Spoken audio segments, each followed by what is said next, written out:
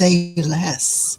Can you keep a secret? I know a lot of us really can't. We say we can, but we really can't. But we're going to talk about it tonight in the living room. We live, y'all. Let's get it. Let's go. I'm a filmmaker. I've worked in film, video, and television for over 30 years. I took a little break, but now I'm back.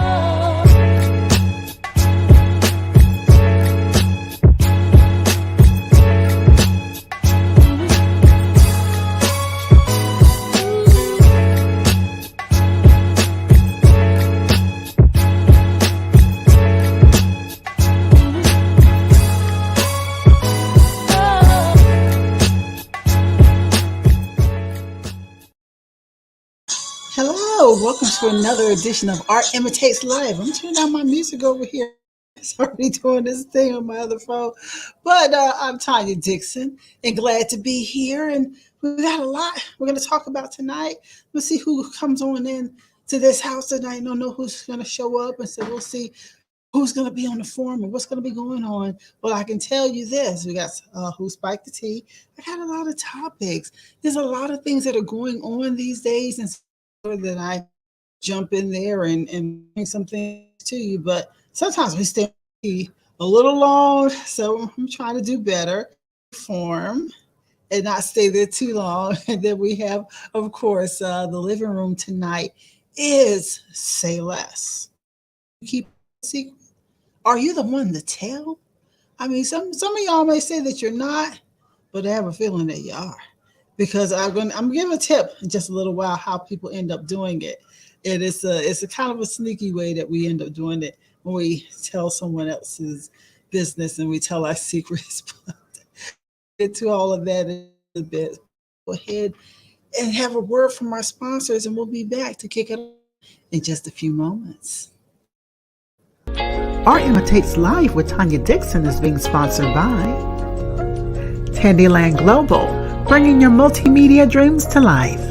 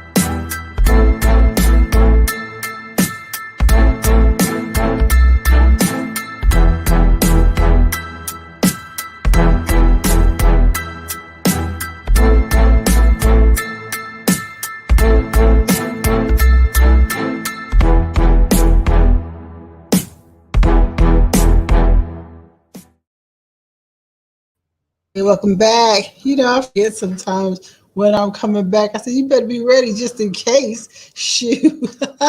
Well, again, we have a lot going on tonight with all our topics and Who's Back the Tea. So I'm going to go ahead and bring whoever has showed up here. And it looks like we have Veronica and the Lady B this here. So y'all come on in and let's chat it up tonight. How y'all doing? Uh-oh. Lady B, she's still trying to put it all together. Ron, can you hear me? Oh, let me unmute you. Ron, let me unmute you. Okay. Well, hey there. Hey. I see we got Bridget in the house. Yeah, I think she's trying to work right now, so we'll leave her a moment to handle her technical. Well, hey, everybody out there in TV land. What's going on with you? I know that's right. Welcome to Friday Night Lights. Hey. Right. Hey, Bridget. Hey. Oh, hey, how you doing? Hey, Bridget. That's good. Hey, I'm on a cough lady. tonight. How you doing? Doing good. Hey. Oh, there she go. Hey, almost on time tonight. I know. I pretty much did the same. I just told Veronica, I said, I've been doing this thing every week where I've been starting the show like 9:20, 25, and I gave myself the 9:10, many months ago because we couldn't get 9 o'clock. We just couldn't do it. So I bounced it to 9:10, and I said, that's the furthest you need to go. And I just said, try it. I wasn't put together when I came in here, but I said, hey, we're going to do it nonetheless. We're going to do it. So, in a I few will try to minutes, hold it down tonight. huh? I was gonna try to hold it down tonight. Yeah. We're going to sit here and gossip about everybody's business if that, if it was just me and Rob. But still, we could do that. You know what I'm saying? Okay, I'm kidding. But I mean, we're gonna go to some tea in a minute. I'm gonna pull up the topics in just a few moments because I'm going to see just how many I'll do. What happens? I usually get in with y'all, and it's just so many things that I start focusing on with the topics, and I had to kind of trim them down just a little bit because it's a little bit too much. So that's what I'm going to try to do tonight. It's not do too many topics. So, well, first of Okay. all, ask y'all how your week was. Ron, how was your week? Oh, it was good. I still got some little things going on, but everything is coming up. It's falling into place. So, Okay, um, but I'm doing everything's doing good. Everything's going like it's supposed to. good, good. What about you, Bridget? How was your week? It's been a week. Let's just say that. Um, I can had understand. some had some kid Turn issues your mic up a and little bit. can you hear me? Oh, you Turn still it up turn just a your little bit. Let me see. It's all the way up over here. Can you hear me now? Mhm. yeah. I can hear you And my better fan now. going. I'm kind of hot in here. But Uh oh. yeah, I had some kid issues this week, and Uh huh. with my son, Jeremiah, um, Right. had to get that straightened out. But he's coming along, and I was able Hmm. to get some of my poetry done, some of my poetry book done, Right. school stuff, turn loose stuff. Right. Um, making some headway with this concept proposal I've been chopping away at. So it's been a Okay. productive week, just a trying, stressful week at the same time. Right. I So can understand that. yeah. For me, it has been quite that. As I'm sitting here now, okay, I think I found something that I need to. I'm actually trying to technically make some space for us because what I end up doing is when we do the shows, you want to make sure that you have, even though I can have a copy of it on Yahoo, not Yahoo, on YouTube, I try to have another one on the other computer. And so I was Hmm. just doing that, making more space so I could have another copy. But it was just, it was a really bad feeling, physically feeling weak. And I just decided that, um, there was, nothing that I could do except pray and try to fight through it, and I am hopeful now that everything's turning around because when it comes to everything else that I have going on, it's like the yin and the yang. Like everything that I have Mhm. going on, like my business and everything, all the stuff that's happening is really cool. But what's happening just in my personal it's definitely the yin and the yang, and I'm fighting with that right this moment, kind of struggling. But I just said, I think it's changing. I think the tides are turning, and it's going to turn around. So I'm very, very hopeful right now. So I can't complain. At least I won't. You Okay. know. But you know what? We're going to do. We are going to do some topic. I just kind of see what it is that we want to talk about on the Who's Bite the Tea. Because when I tell y'all that I have a boatload of topics, I just got to really zoom in there and figure out which ones I really want to do, and kind of go from there. But in the meantime, let me go ahead and play the opening. How about that? All right. All right. Oh, is that the right one? Okay, yeah, that's the right one. Okay.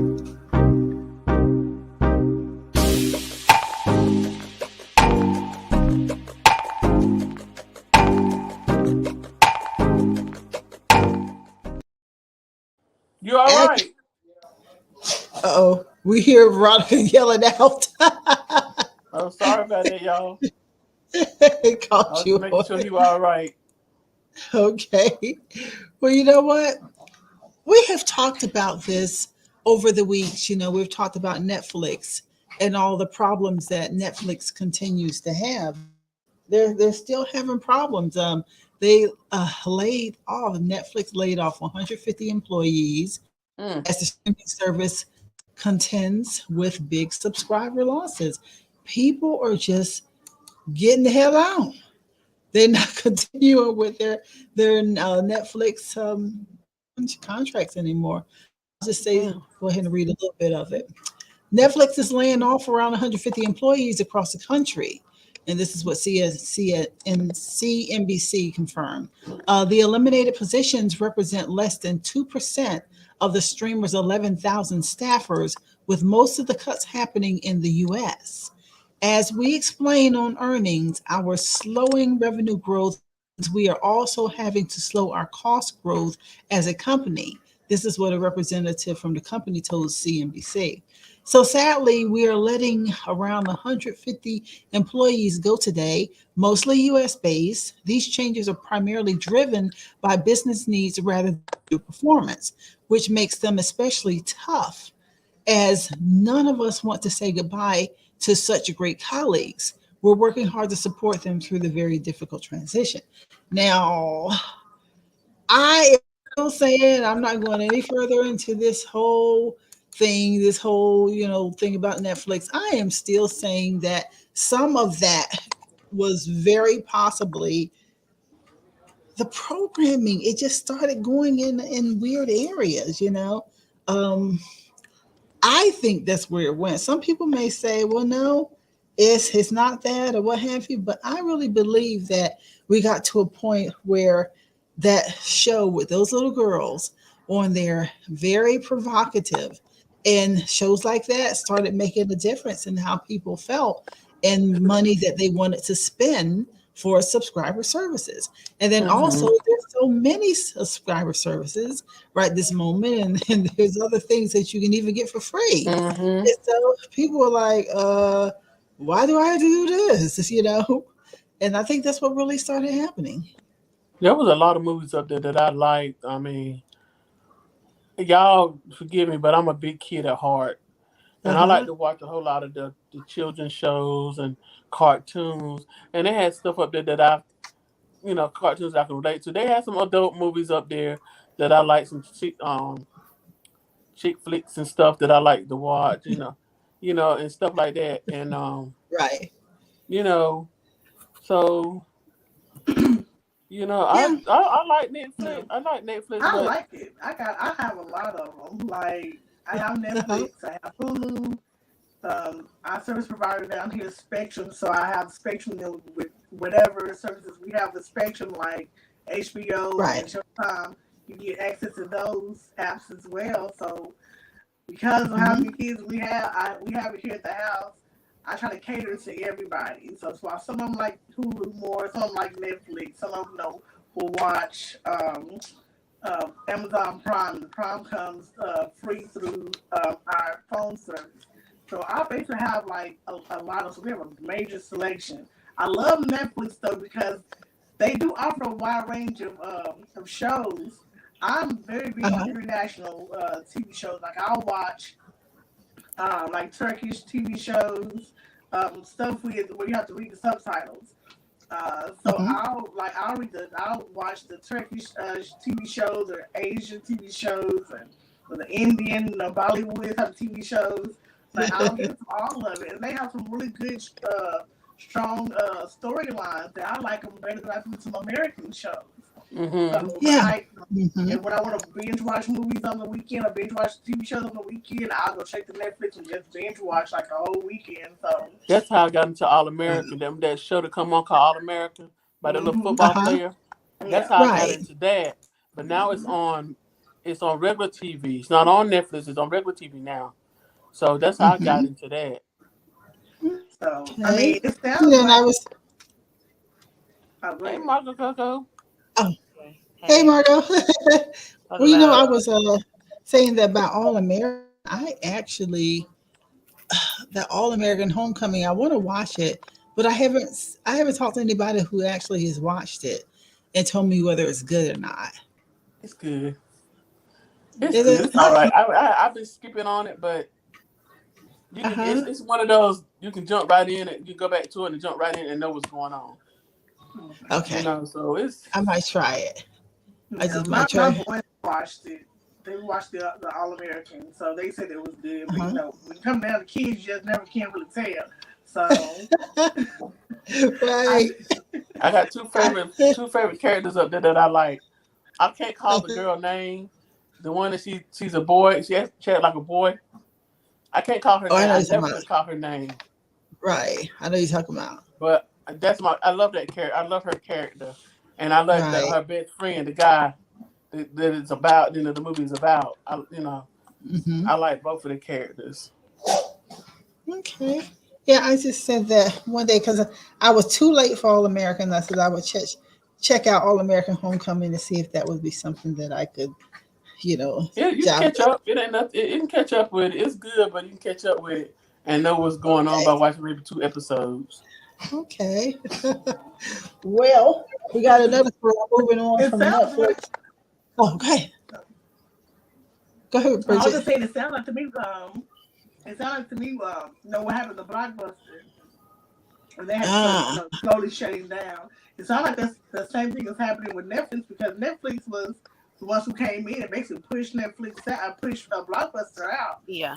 right. So they're gonna have to do something to change the culture and keep up with all of the other competitors. Otherwise, there's gonna be another Blockbuster.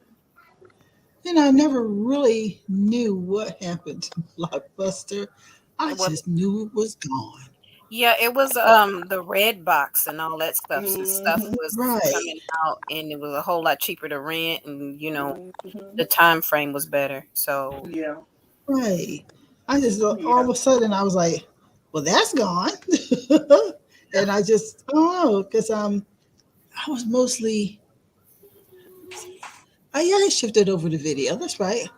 But I Yeah. remember a lot of um, years of working in video with music entertainment. We would always have to do promotional things with Blockbuster. And so that's why I was kind of like, whatever happened, it's just like it just one day it just floated away, and I knew Mm-hmm. that it was a sign of the times, but I just was like, what exactly was it that pushed it out? But I get it. All the other stuff that came along is what pushed it out, pretty yeah. much. So I get that 100%. Well, you know what, y'all? I'm going from TV streaming to TV kind of TV show. If you all watch Black Ink Chicago, which I'm not sure you did or not, but if you watch Black Ink Chicago, you know Charmaine, who calls herself Charmaine Bay. She has a story here. Chris Brown's baby mama, Nia Guzman, accused of scamming by Black Ink crew star Charmaine Bay. So I'm gonna see what this is about. So things are getting spicy on Instagram. Nia Guzman was called out for allegedly trying to pull the wool over Charmaine's eyes. The former Black King Chicago star and BGCI radio host took to social media to air out some things business that she said were shady moves by Guzman. They reportedly paid Guzman to promote her vegan sea moss gummies on Royalty Brown's Instagram page, but according to her, it never happened. So Nia Guzman, Chris Brown's baby mama, is scamming small businesses. This is what Charmaine put out there. I'm all the tea and all the details. What you money to for promo. Now it's, if someone here has a big old mouth like Charmaine, I think that's one of the last things that I would do, something like that. I don't know what happened in the whole situation with Miss Guzman, but one of the last people that I would have gone and tried to take fast with somebody with a big mouth like Charmaine. Are y'all familiar with? No. Me, not really. I used to watch the other ones. The one in New Right. York with Duchess and all of them. So No, the you know, Yeah, Duchess ain't there no more. way no, back. Yeah, she's yeah, been that gone. was way Yeah, back. And I only caught Yeah, like the first time they ever did one in Chicago, like the first little crew, but that was about it. yeah. that's her Okay. show. You like that one? I don't like Chicago too much. I like Chicago because I like to see what's going on with Ryan. I But bet. I bet. Ryan, fine. But I'm gonna tell y'all, I had to say, looking at a lot of these, looking at the artists and the tattoo artists, Hmm. I like what they did. Just a little sidebar here. Caesar brought everybody together, New York, Chicago, and Compton, and he even brought Katrina, who was with original Black in Chicago, over into they had a big competition. And Katrina, she has a shop in Beverly Hills called Enigma, and brought everyone together. And I'm like seeing these tattoos, these artists, they are really, really good. And Hmm. so I was liking the way that Ryan tats, but then I mean Christina is fire, and what's the other young girl, Nessie? She's fire. I saw so many of them that they're just fire on those tattoos. And so it kind of, this season was better for me to see all of them competing at the end. And the young lady whose name just fell right out of my head, who won the competition, the girl's name, but she just showed out. I mean, they really did some great tattoos. So if I ever get up the nerve, I know where eyes going. Yeah, you gonna go there? You She know what went Ryan right is? ahead. Well, I ain't gonna sit and tell you no lie. I'm going straight where Caesar at. Caesar is gonna do me. Teddy's or somebody gonna do it. Who? Like one of them, yeah. But no, I get you. I got 7 Oh, already. I need to go ahead and get some more. all right now, 7. 7. Wow. I got Oh, 7 tattoos. oh. Wow. To All my right now. 0. I ain't got it now. I know, right? Damn. So that's what I want to do too. If it is, I'd get it and it'd be real. It would be nice if y'all, if you got one, if you got like some right here and put like maybe some cherries. That, I mean, it ain't gonna take long for them to do that. I'll let you put it on my foot. So like, Oh no, that's the worst thing you Yeah, that's want. what I heard.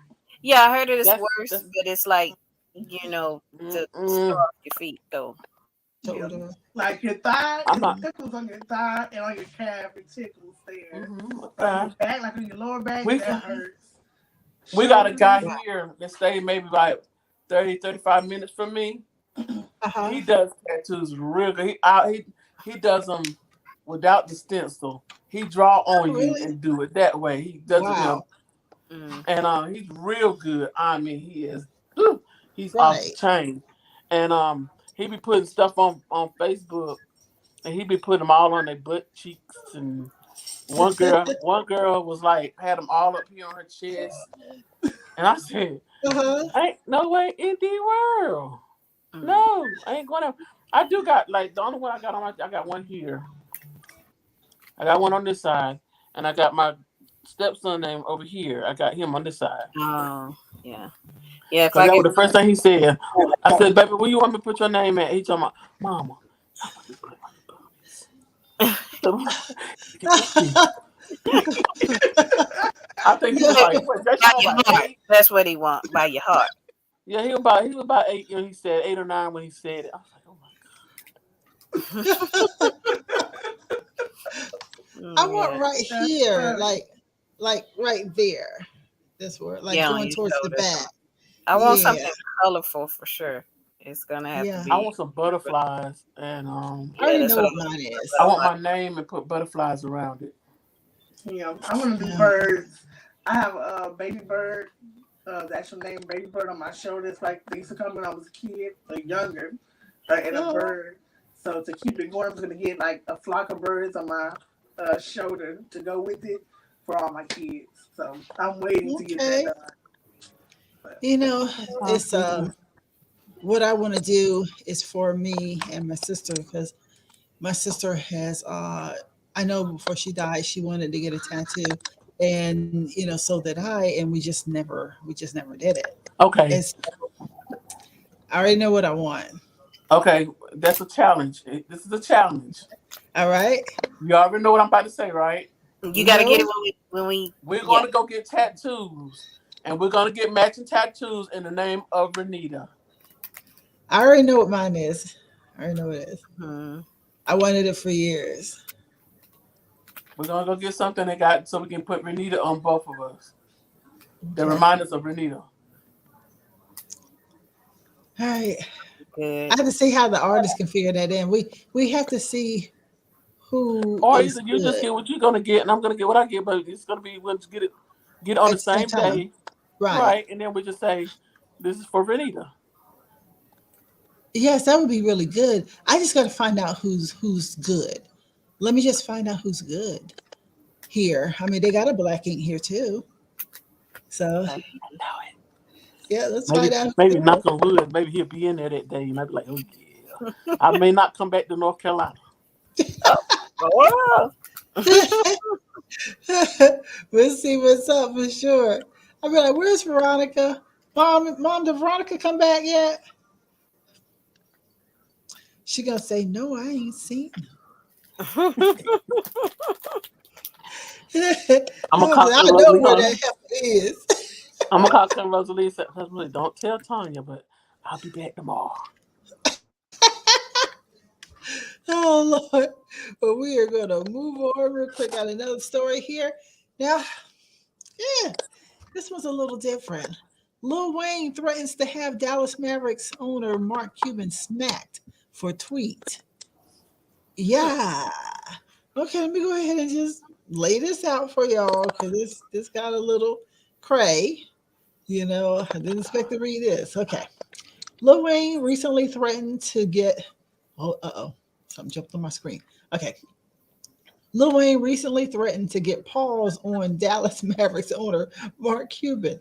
Just after midnight on Wednesday, May 18th, Wayne lashed out against Cuban on Twitter. In a post the rapper deleted shortly afterward. Sorry. He said, Mark Cuban, don't make me get a no, Mark Cuban, don't make me get you smacked, boy. And Tunchi typed in a since deleted post, and he said, "You playing with me? I will piss in your effing mouth, ho." Yeah, he did all that. That's a He, yeah. he did, I know. yes. Oh, Wayne. Oh, Yeah. What is he mad about? That's what I'm really trying to. Right. I'm gonna see what's here. He says the recent friction between Lil Wayne and Mark Cuban appears to have started when Tenchi called out the Maverick star player Luka Doncic. Doncic. Kia. He said, Luka a hoe. Wayne had been sitting courtside for the Mavericks versus Phoenix Sun NBA playoff series. You know, he tweeted on May 8th during the game 5 of the series. Yeah, he put that out there on Twitter. So the Mavericks ended up winning the series over the Sun in impressive fashion on Sunday night on the 15th. And the score was 123 to 90. So Luka had 35 points in a closeout game, and Lil Wayne watched on. The rapper then became the butt of jokes and memes. Even Mark Cuban got in on the fun, reposting Wayne's Luka tweet along with the line, "It's a shit show. Put you front row." Mm. And so that Wow. a lyric from the Wayne's own song "Uproar." Okay, and so and other people were saying Wow. other stuff like Lil Wayne should stay home. Lucas seen him at the game and turned into '93 Jordan, and so people were doing all kinds of stuff like messing with him, you know, because he opened his mouth too wide. So Wayne clearly didn't like the barb from Cuban and being made fun of, so he decided to clap back. It was all good just a decade ago. Wayne and Cuban had been cordial in the past. Twitter users, you know, pointing that a Lil Wayne tweet from 2011 where the New Orleans rapper expressed excitement over partying with the Mavericks and Cuban after they won the NBA championship. And he's like, partied with the NBA champions trophy last night. Mark Cuban is GGA. What the hell is that? But anyway, So in other words, we're not going to go any further and all that. I think that was pretty much the article anyway. But it Little seemed like one he better get kind his little ugly hand put somewhere and sit it down somewhere. feel like he just became a sore loser, because Yeah. like people don't understand when you put stuff out there on Twitter and all, and you're going in and everything, people might just turn around and flip back on you and say something. And I kind of think that's what actually happened. Yeah. Yeah. You know, people came back in and started talking about his ass, and say like a meme. So a lot of things happen. But that's just how it goes. You Little know, one, ugly shit. moving on here. I'm moving fast tonight. I'm moving fast because I want to cover so many stories. It looks like Master P is Mm. finally single. He's been, What? Oh yes, yeah, yeah. Wow. yes, They've been he trying to is. get divorced for a That was about long him a time. year Right, ago. 10 years. Yeah, Mhm. it's been 10 whole years that they've been trying to do that. And it looks like he's finally single. Master P is reportedly a single man 10 years after initially separating from his wife. According to the legal documents obtained by TMZ, the No Limit Records mogul and Sonia Miller are officially divorced, but it's unclear if their divorce is finalized or they're still ironing out the details. I hope they done because 10 years is a long damn Yeah, time. You know, and usually Yeah. that process don't necessarily last that long, but because he got money, right. so many kids involved, and Yep. whatever Right. else, Yep. So, Right. it's like, and wow. I'll just give you a That's little what all the kids backstory. from. Right. I'll give you a little backstory real quick. The couple got married in 1989 and they share 7 children together. All they separated in 2010. Sonia Miller, she didn't officially file for divorce until 2013. And a year later, she attempted to sue her estranged husband, asking for 40% of his assets. And Master P has previously claimed that they settled everything in private in 2016 but never submitted it to court. So I just think that maybe they'll work it out. I didn't know they had 7 kids. I knew there was a lot, but I didn't know it was 7.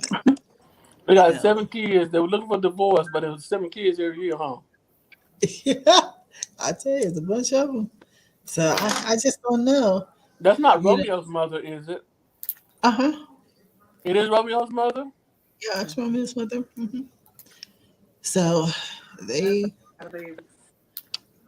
yeah, I'm sitting looking at a picture right now with all 3 of them. Them with Romeo.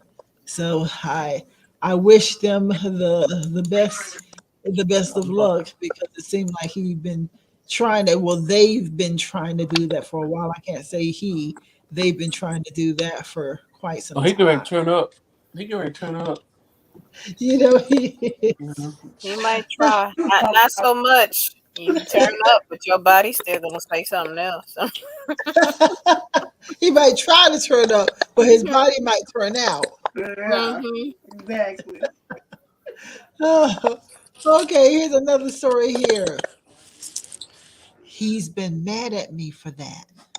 Keenan Thompson reacts to Samuel Jackson saying that the SNL star got him banned from the show. So I'm like, this might be interesting here. Saturday Night Live star Keenan Thompson has explained why Samuel L. Jackson believes he got him banned from the show. The pair appeared in a sketch together on NBC series 10 years ago. Pulp Fiction actor Jackson brought it up during an appearance on the Ellen DeGeneres show in March, saying, Keenan got me banned from Saturday Night Live. So he said he didn't cut me off soon enough. And I said the forbidden word, F word, on television. And I was like, he was supposed to cut me off. He's Mm. speaking on the Tonight Show on Thursday, where the host Jimmy Fallon brought up Jackson's comments. Thompson explained that the cue card had only the F on it. And he said Jackson dropped the F bomb on the show, but he says I was supposed to cut him off before that. He says we kind of expect the F word out of Samuel Jackson. So no harm done. Then he doubled down and said it again. And I was like, yo, my man, we got to pay for those. So Thompson added, he's been mad at me for that. So my bad, bro. He said, I didn't think he was gonna do it like that. Come on in, whatever you want. It's Sam Jackson. Who doesn't want Sam Jackson on the show? So Jackson hosted at SNL once in 1998, and his last appearance was in 2012. So uh, we'll see if he goes back on. Yeah, I'm almost. Samuel Jackson got a bad mouth though. Yeah, They shouldn't even have put the F on the card at all. But still, yeah. but it's almost like you can't. That's Samuel Jackson. All he does is talk loud, and that's his, like his character and all that stuff. So it's like Exactly. Uh-huh. you can't not, like I said, you can't not expect it. And it wouldn't be him if he was reading it sounding all generic. So it's like, Exactly. because nobody would be like, that ain't even him. I can't even hear it. But if he don't come out loud and cussing, then it's like that ain't. We think something wrong with him. Yeah. Right. Or he's being filtered, or they like, they're telling him what he can and cannot say. But yeah, I can't even remember a movie without him cussing in it. Like Right. Snakes on a Plane and Especially Die Hard, something, and all these other movies. It's like, Yeah. Now Yes. that movie to him and Lord have mercy, God. Samuel L. Jackson and Bernie Mac. Was it Bernie Mac? I'm not sure. Well, because they were supposed to be blues singers. One of the guys that they were singing with had died, and I can't think of the name of that movie. But anyway, there were three of them in the group, and then they had some lady that both of them was going with. She was sneaking behind both of them back, and she got pregnant, and come to find out that I think it was Samuel L. Jackson's daughter, but Bernie Mac thought it was his daughter, and they went to go fight. And they supposed to be their best friends in this group, but they had to travel from somewhere to go to New York. That's where they're having a big show at in New York. Yeah, I think I remember that movie. I can't remember the name, but I think I remember what you're talking about. They were Because their singing the hair was blues. all funny. Like did he have? I don't know. His Samuel L. Jackson hair was all funny. He's always It was in braids one time. Yeah, Oh yeah, braids he up. did some They went in the funny hotel room. They looks. messed the hotel room up. They were fighting because they were fighting over who was daddy, and oh my God, it was and that movie they cussed in that movie. But see, that's just funny. It's like he was supposed to stop me. He said, but then you said another one. You was feeling it, so you threw another one in Say there. it How again, you gonna right? stop Samuel? I mean, how in the world are you? But Shaft. I don't think they Oh, should ban them now. Come on now, just give him another chance. Like, don't just Right. ban them. Like, Shaft 1 and 2. He cussed in that too. If you don't cuss, it's not gonna be him. it's It's not Shaft. gonna be Samuel. It's Shaft. He's in there kicking people's butt. You can't expect him to say something slick and not Right. cuss. Right. I So mean, in the territory. I know that the sense of time. Oh my goodness, I was traumatized when I saw Pulp Fiction. I was Oh, straight yeah, traumatized. that was some funny parts though. I'll give him Yes. that. And that They hair, make me. and the Yes. hair. Yes. That Yes. was funny too. And I y'all remember remember thinking, Long Kiss Goodnight? My favorite part is when they was in the Yeah. diner. Yeah, I They do was in the remember that was diner. one of my favorite in the back. Yeah, a long time ago. I love Say that again, it. Miss. My favorite part was when they were in the diner on Pulp Fiction. Mm-hmm. That was funny to me. I don't remember that. It was almost towards the end. Uh-huh. They had I think they would just finished killing somebody or something. Something happened. They Oh, went to you the talking diner. about when they had to do sitting in the chair and they would argue? That was my funny part. They were sitting in the guy's kitchen with him in a Right. chair and going back and forth and talking about shoot him. And they actually did shoot him and kill him, and they didn't necessarily mean to, I think. So, Yeah, and I I think I think that was remember that the part part. I'm talking about is right after that. They went to Right after. somebody's diner and was sitting down eating, and I don't think there was that many people in the diner. Hmm. And some I forgot what happened. I forgot exactly what happened, but that mess was funny to me. Yeah. Man, I remember being so traumatized. I was like, they make movies like this? And I was like, what's up, Quentin Hmm. Tarantino? I was like so just beside myself with that doggone movie. I was like, are you for real? Oh yeah, But he's made some far off movies, Quentin Tarantino. So yeah, Yeah. I love yeah. Miss Shaft. I love Miss Shaft because he was a bad hush your mouth. For real. My favorite part was Shaft, the part where the woman said that her son, the guys that were down the street had her son out there selling drugs and made a drop or something, and he's like, he went down there. He said, "Well, when you see him, I forgot what the boy name was, but he said when you see him, he said, you mean to walk on the other side of the street." He said, "What's my name?" He said, "I don't know." He hit him and he said, "What's my name?" Shaft, Shaft, Shaft, Shaft, Shaft, your name. That thing was funny to me. He made sure nobody forgot his name was Shaft. right. Man, I'm going to admit that I don't think I've seen that whole movie.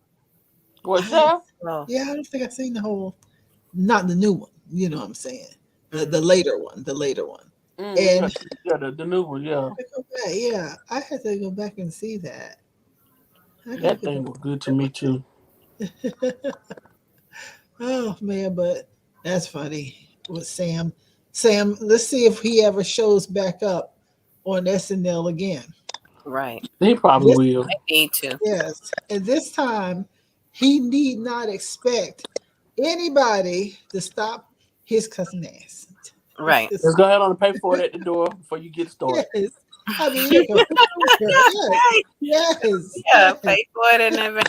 'Cause you already. Exactly. yes, You're gonna pay for it in advance because you I'm know gonna it's pay for right. gonna come for out that mouth. 5. Yes, because who in the world gonna be able to catch all that? Hmm. But he gonna cut up, and that's for sure. I'm gonna Oh, pay for but you know 5 good what? cuss words. It's 5. Right?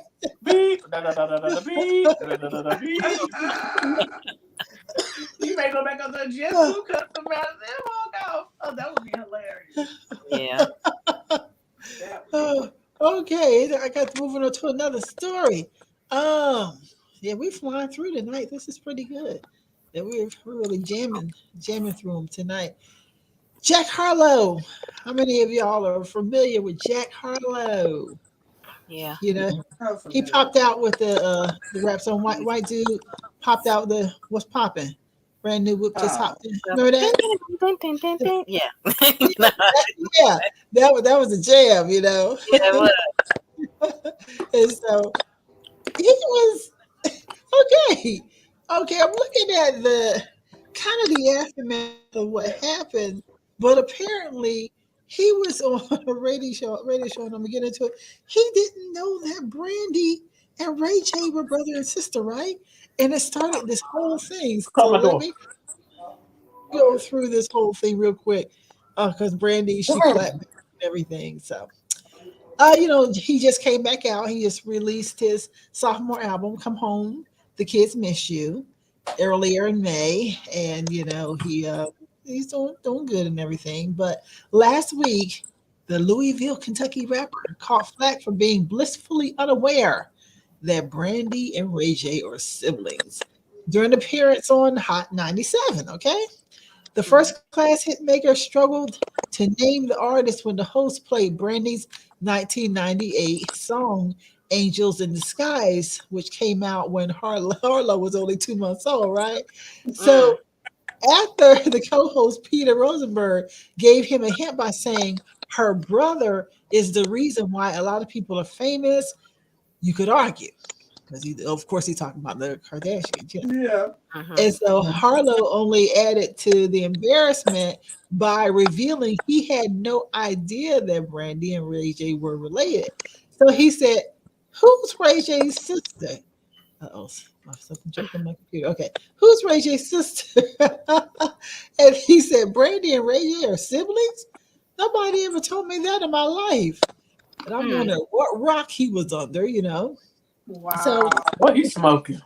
I know, right? So, they were ridiculing him, the internet critics and comedians. So Harlow received a response from Brandy herself, this week. And she kind of clapped back. She said, because Brandy, been always wanting to rap and everything. When she did Queens, that was like a dream come true for her to do her rap and then to sing and everything too. So she said, I will murk this dude and rap at 43 on his own beats and then sing his ass to sleep. Hmm. And then one Twitter, I guess they kind of calling out a little bit. Wow.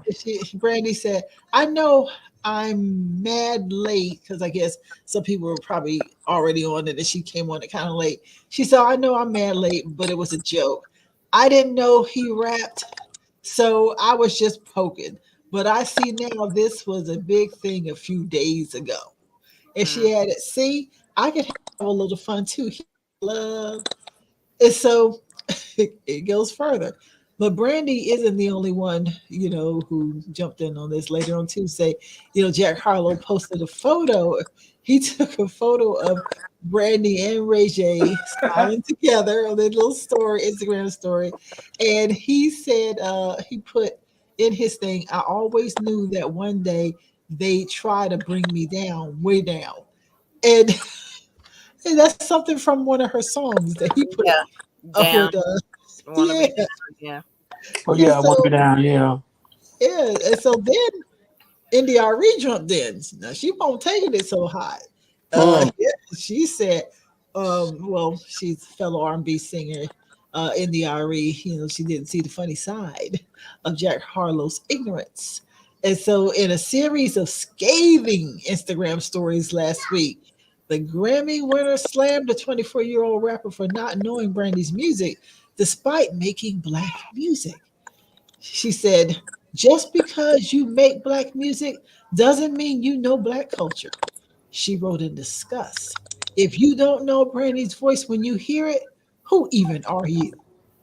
And she Mm, says, when an actual musician who makes black music produces one of the industry's most important voices at Brandy to Ray J's sister, who is famous mostly for the proximity of Kim Kardashian.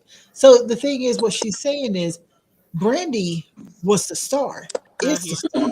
Yeah. And Ray J's claim to fame has only been the launch Because of Kim Kardashian and how did she become Ray J's sister instead of Brandy, by herself. Mhm.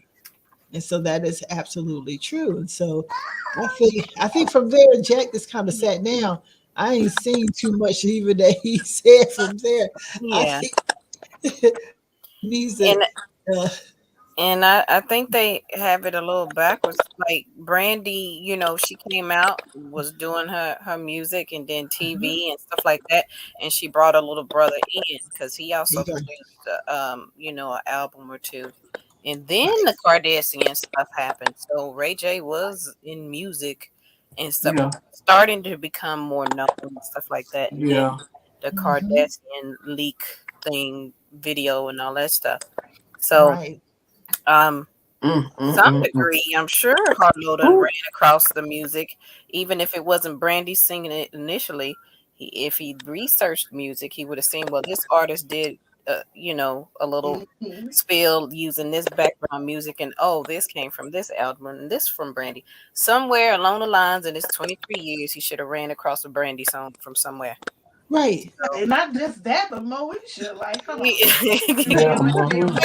it just depends because How you that? he said Kentucky from Kentucky. What? yeah, yeah, He you can't know. expect to know so much, depending Mhm, upon, But I'm like, at some point in time, mhm. he should have read into that, and You should have All you had to do was Google it. I don't exactly. think that maybe initially he fully didn't mean harm, but then it just went all over the place with the Right. comment. Right. Yes. I think that's just it right there. Like you said, it went all over the place It just went because, all over the place because it could have yeah, been like, "Hey, didn't know. I'm sorry. Cool to know that he's your brother. And y'all, siblings, and y'all right. keep doing it and blah blah blah, and let that end there." But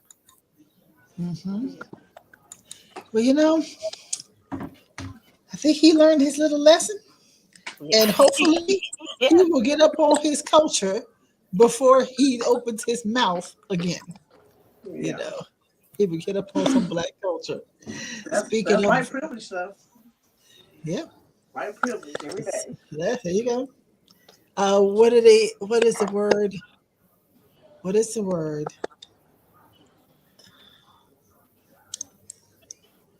The borrowing. What's the word? Cultural, cultural, what is it? Cultural appropriation. They take the Appropriation. culture, There you hmm go. take the culture, make it their own, but you don't have to live within the culture. So you can be ignorant to everything that's in the culture, but you Right. want to take from it. Mm-hmm. Mm-hmm. Appropriation. You like black hairstyles, but you don't want to be black and wear a hairstyle while being black. Well, my thing is when they took that thing with braids and called it boxer braid. I'm like, look, get on Yeah. them with all that. Right. How Somewhere. will they remember way, way, way back in the day when even we first started wearing our hair in cornrows and they called them French braids. And then the lips, the asses, the everything, it was always French this, French that. No, it's just black. It was just us. We just do it all along, Mm-hmm. So there's a lot Mm-hmm. of appropriation that goes on, you hmm know. So it's a situation where uh, people people have a lot to learn about history. A lot to learn about the history. Speaking of which, another story here. Bobby Brown believes Whitney Houston would still be alive if they hadn't divorced. Let me give you all a little Hmm. backstory on that. Mhm. So, and by the way, his wife did respond on something about that to his current wife. Okay. With the premiere of his two-part documentary fast approaching, we're seeing much more about Bobby Brown, the music icon's career, life journey, all be highlighted in his A&E biography, which is Bobby Brown, set to air in just 2 weeks. And ahead of its release, yet another teaser has been shared. We've already reported on speaking. This is a hotnewhiphop.com. So they said we've already reported on speaking on his childhood trauma, including being sexually assaulted by a priest and watching his best friend die in front of him years old, as well as his escapades with Madonna and Janet Jackson. This time, Bobby addressed issues pertaining to his family, his late ex-wife Whitney Houston, and his late daughter Bobby Christina. Both Whitney and Bobby died under similar circumstances, and for the documentary, he visited the graves for the first time ever. So, that said that he speaks with Whitney beyond the grave, and it was her who told him to take Bobby Christina off life support after she was found unresponsive in the bathtub. He Mm. said Whitney came to me in dreams and said, "Let my baby go," and that is what I had to do. He added that he had been more helpful to Whitney, had he been more helpful to Whitney than together. I think we could have helped each other out. I think she would still be there if we hadn't divorced. I wasn't there. I beat myself up about, that I wasn't there. I wish that I could have been there for her. It I wasn't feel totally his fault. It wasn't totally his fault. Her family was acting like buttholes, and they didn't act like they didn't want him to know it. Had no kind of yeah, dealings with her. they blamed him for everything, but Whitney had those drugs on her mind beforehand. A good Whitney was friend of doing stuff before then, before yeah, they even got married, before they right. even dated. Because a friend of mine is friends with Michael Houston, Whitney's brother, and Michael um, admitted that he's the one who turned Whitney onto the drugs. It was never Bobby, but Bobby got blamed for all of that. I know Hmm. so many people who said that over and over, and finally, when they did that other biopic, it came out that he was not the one who introduced her to drugs, that she was introduced beforehand. And he just had that whole monkey riding his back for years, that he was the one who did that. So some part of me wonders if that would really be true, that he stopped from, that she would still be around. I don't know. Some part of me, because sometimes when a person is attracted to something like drugs, do you all believe that something like that would be strong enough to stop them from thinking the way that she was thinking? No, I know from firsthand experience, a person that you care about has a drug Hmm. problem. There's nothing you Uh-huh. can do. Like, no Right. matter how much you love them, no matter how much you cover for them, um, talk to them, it doesn't matter. If Hmm. that's what they want, that's what they're gonna get. That's what they're gonna have, and the addiction is so strong that it becomes stronger than anything you could ever give them. And until they Right. decide to change it, or come face to face with a life altering event, Hmm. they're gonna keep doing it. So it's something that he could have done to change it. It's something that nobody could have done to change what Whitney was doing. If he was Right. doing it too, and he was enabling her, she was enabling him. They were codependent on each other. If that's what the case was, then that could have been the case. But Right. could he have done something to stop her? No, I kind of absolutely feel the not. same. I kind of feel the same. And then there's the other side of things where some people may not be ready to hear things like this, but there is a side of things where it's being told that when the transition happens and everybody learns what was happening behind the scenes in Hollywood, in order to help people through to the other side to really understand, there's going to be people who fake their own death that will reappear, and they can kind of tell why they did that, and kind of help the public through. Her name has been thrown around for sure, about being one of those individuals. So I don't know if that is going to happen or anything like that, but I have heard, because I guess they're feeling like people won't really believe with the stuff that really happened behind the scenes in Hollywood unless they hear it from people who were actually in it. So it's possible. And the only thing we can do is just wait one day and see if that actually happens, because I think it's possible. Wow. Yeah. But there, I, I'm just still thinking, Bobby. I'm like you're saying, Bridget. I think that's a tall order right there, to believe that you would have the power, even if you stayed checked in with Whitney, that you would have the power to stop her from doing something that she really wanted to do. Yeah, it's guilt. I mean, of course, you can. That the statements, he could have stopped it or changed it, but she would still be Right. alive if he had done something different, or if they had still been married. That's all guilt, and Hmm. it's guilt and grief at the same time, and it's something that he'll play out in his mind for the rest of his life. With Right. therapy, a good therapist, he'll be able to realize, no, there's nothing that he could have done. But until he Hmm. really comes to terms with accepting the fact that he couldn't change it, and she had to take personal responsibility for her own actions, Right. it's gonna Right. continue to eat at him. Like, that's just because, like, even like with a couple of people that have died in my life, I feel like I could have done something different, to change the Right. outcome. But in truth, I know I couldn't have. But that's something I'll always play out in my mind, just Right. because of that relationship. I agree. I just did it. I Yeah. agree. I agree with that a thousand percent. We're always going to She question was. She ourselves. actually. I can't say where I can't tell nobody where I got my source from, where my information from.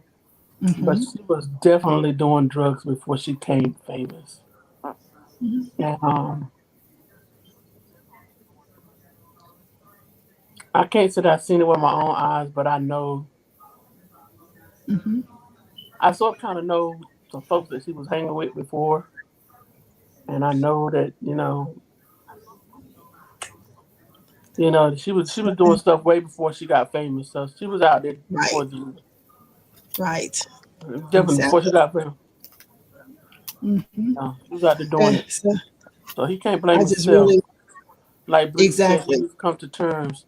He needs to come to the terms saying that Mm-hmm. okay, it's nice that you tried to help, or you wish you would have helped, but you couldn't help her because she was too far gone, and Right. you can't stop a person doing something that they really want to do. So, yeah. Right. That's the truth. But this before I move on from Bobby Brown, his current wife decided to. I'm not gonna say she clapped back, but she has an article in People, and the article is titled "Bobby Brown's wife Alicia doesn't focus on his past. Bobby and Whitney were their time. I'm the yin to his yang." Now she had to have felt a little something. I was thinking that. I was gonna ask that because I'm like, ain't he married now? Like, Yep. wouldn't it be weird for you, your new current wife, to hear you saying you wish you Hmm. could have? And I'm just like, I'm sure she's feeling some kind of way. Well, he's always And going to feel like that, so she can't Yeah. take that away from him because Yeah. that was his right. first wife, and that was his Yeah, first love, and she can't Hmm. take that away from him. But still, yeah, That respect. That love, that yeah. respect. Yeah.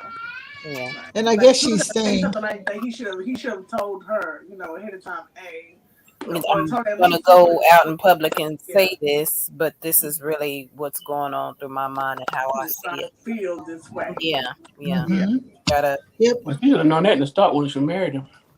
Well, I'm just right, thinking too that he maybe playing more of a part, and I don't know how much he's been there in the process or in the midst of when his daughter was going through grieving with her mom.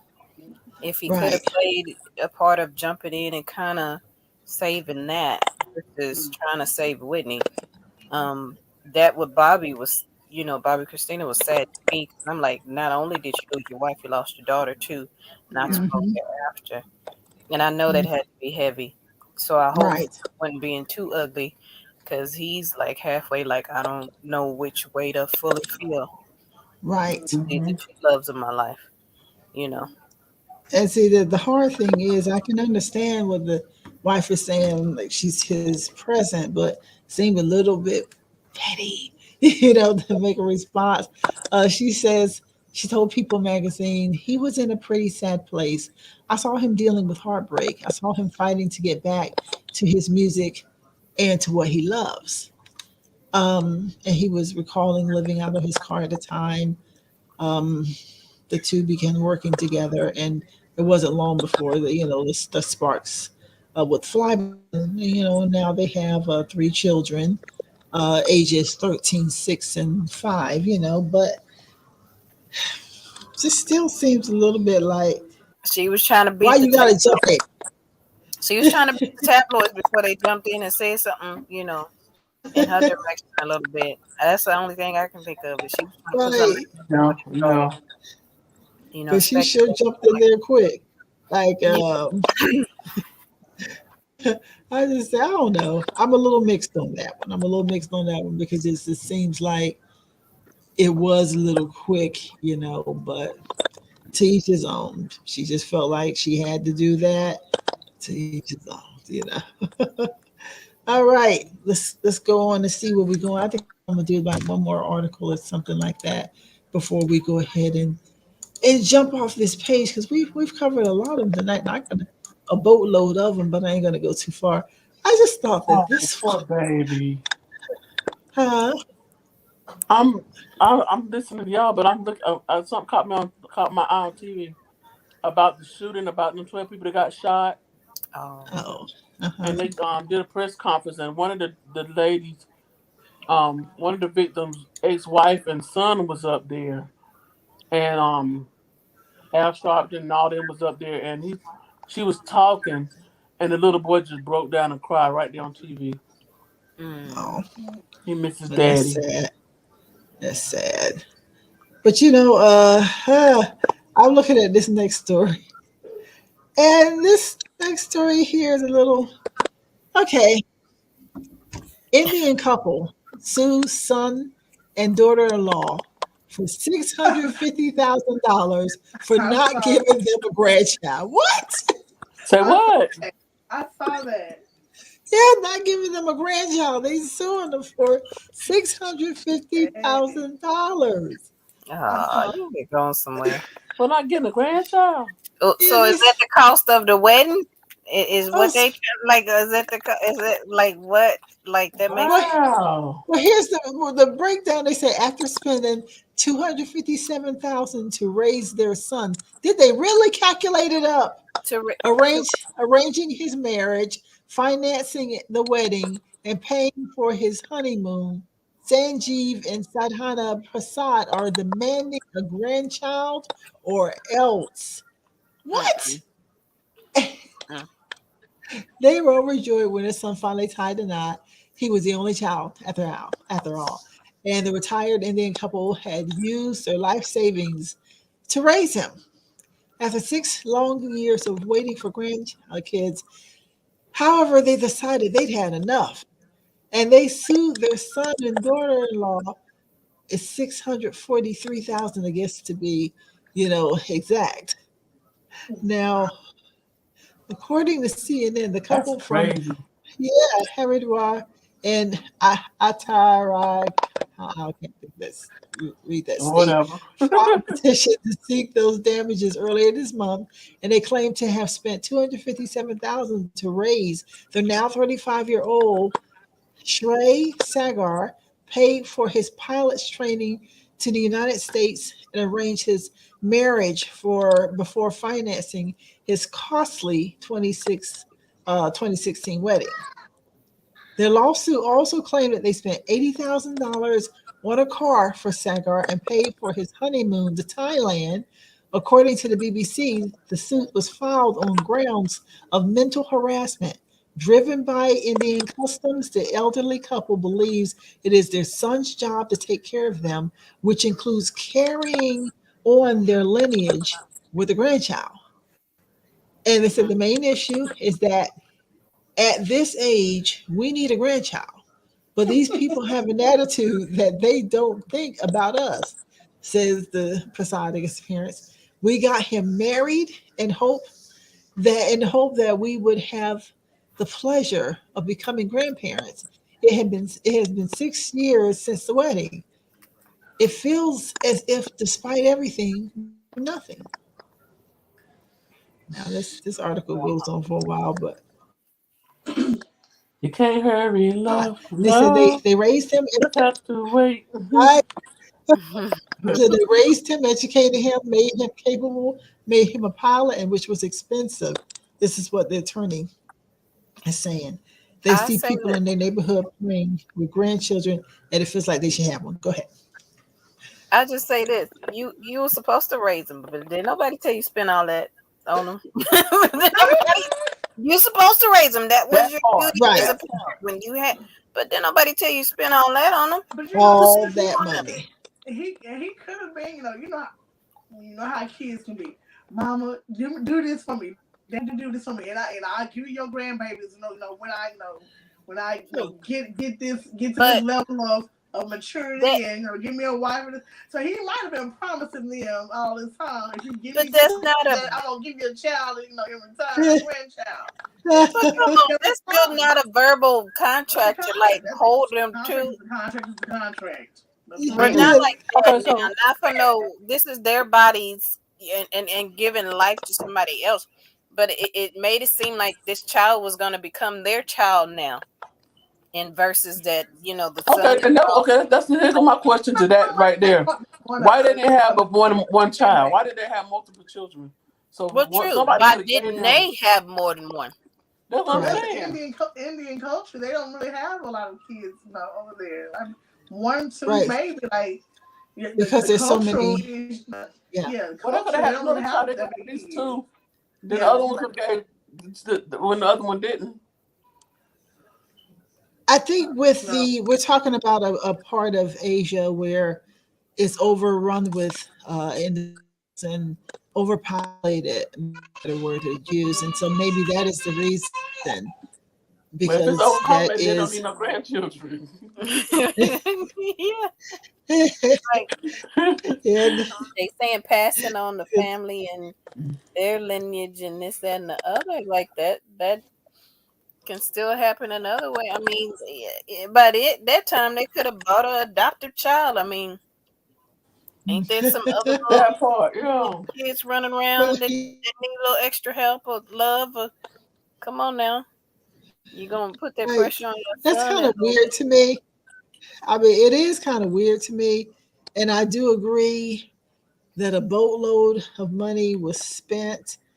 I don't understand why they spent so much you money. owe me, grandchild. Yes. Like that's the payment. Have this But you baby. got the thing. That is that's it. it. That's all we want. Now they You like, got the look, thing too.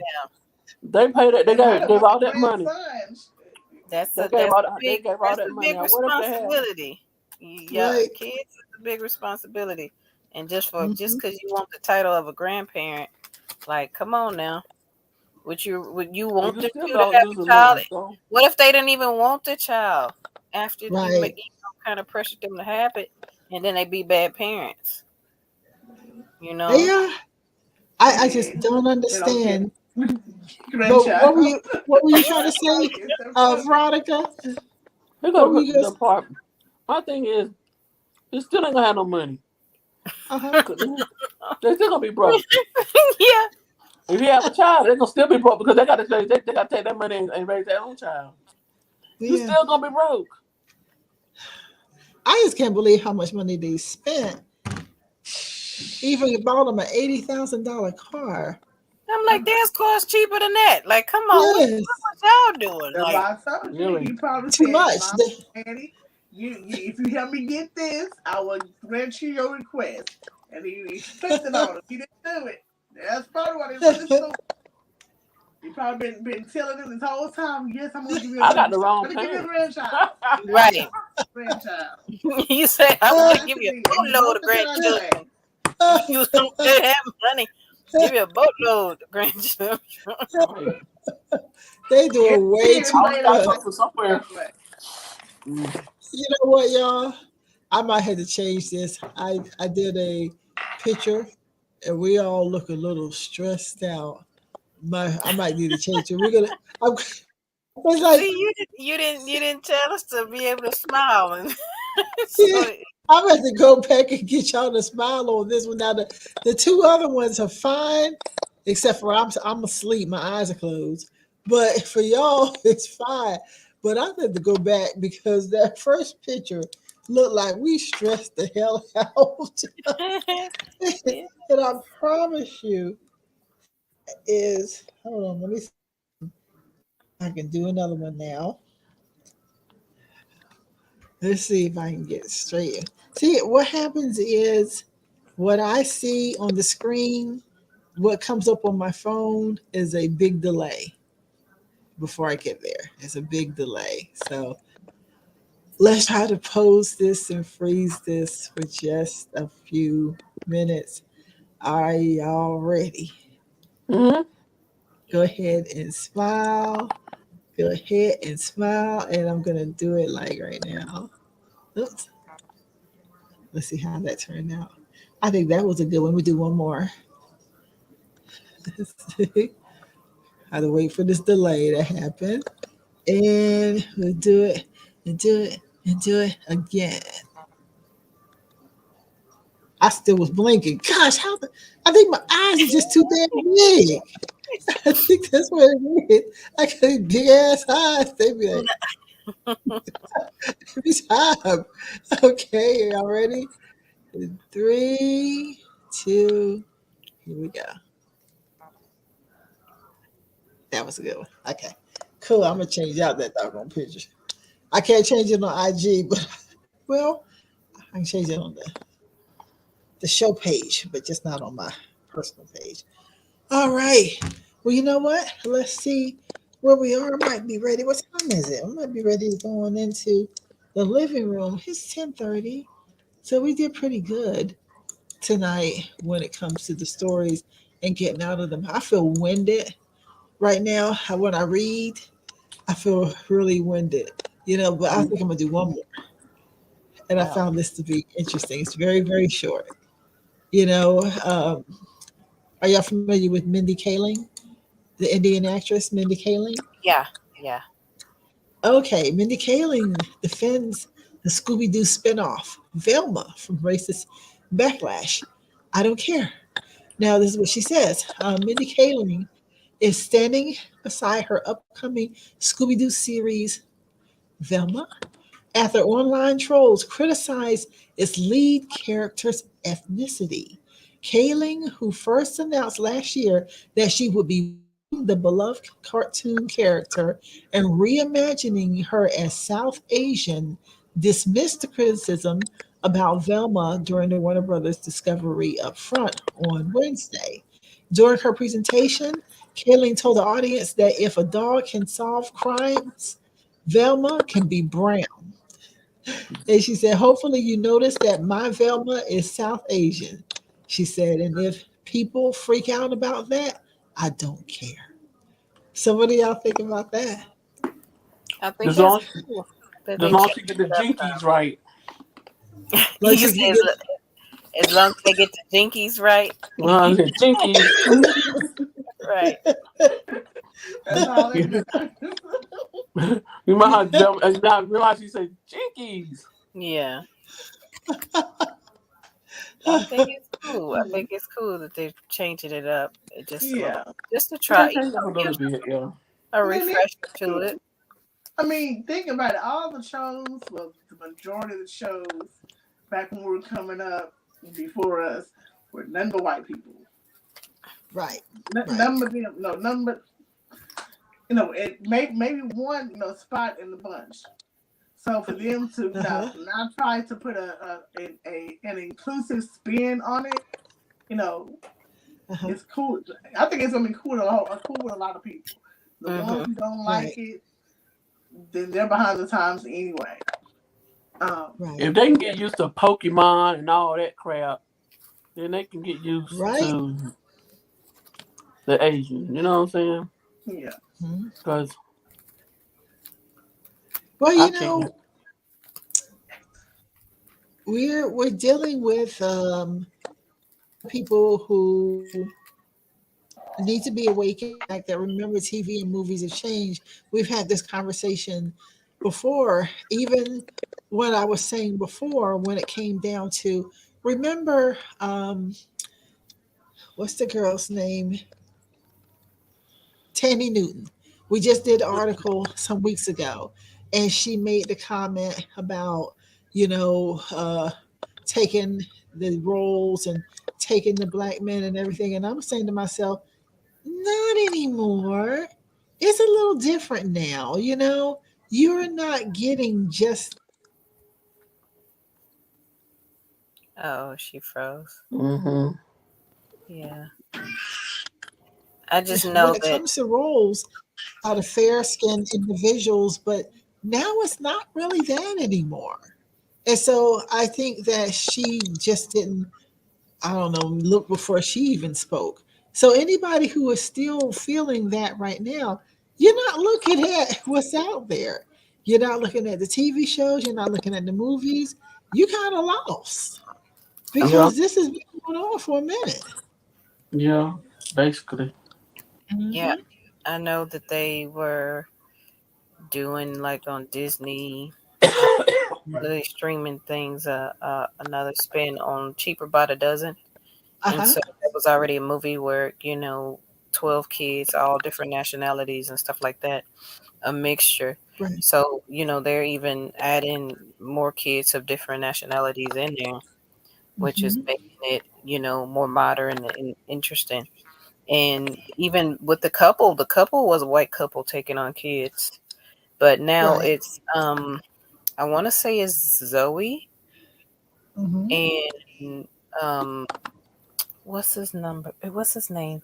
It's another actor, a funny comedian that was on Scrubs. Um, the Caucasian guy on Scrubs, and I think it's Zoe Saldana, however you say her last name. Mm-hmm. So they're changing up the couples, how couples and stuff of families are Yeah, looking because Steve Martin was for the dad, and diversity. Mm-hmm. Steve Martin. It was Steve Martin and somebody else was the mom and dad on Chick About a Dozen. But they're doing it like you said. They're doing a whole new thing. Just changing it just a little as far as the diversity of the children that they have as well as Mm-hmm. that family makeup. So, Right. you know, that's gonna be, looking just a little different, but cool. Mm-hmm. I mean, Right. Right. Right. Growth. And like I said, anybody who ain't been seeing the faces plain simple under a rock because it has been evolving, changing for a little while now. That's why I still say when Tandy made her comments, okay. But then again, they said she had been drinking, so oh, remember? So Mm. that joke, y'all don't catch my joke. Mm. yes. So,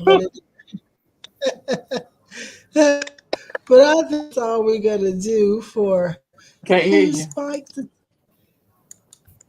I out? No, not you. Bridget. We Yeah, can't hear Bridget, your you. sound went out again. Yeah. Cause Mm-mm. I say something before and I didn't catch it, you know? Yeah. So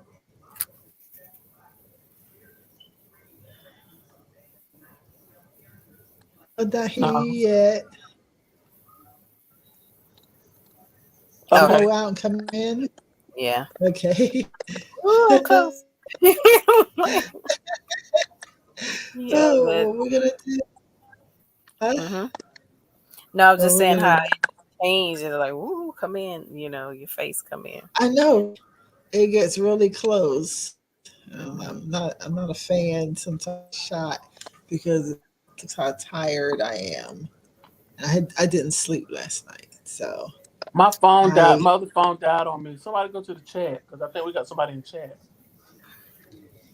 My other phone died on me from okay, chat. it might have been just you in the chat. It's just you in the chat that Oh, okay. Yeah, you I said see that one up there. y'all. Mm. right. Yeah, we chatting tonight. Everybody come go with it tonight. Bridget, let's see, can hear Can you, you. can you hear me Yeah. now? Yes, Okay. we can hear you. Okay. All righty. I tell you what we're gonna do. We're gonna go to break and we're gonna come back with the living room. All All right. right. It's just a minute. All right, here we go.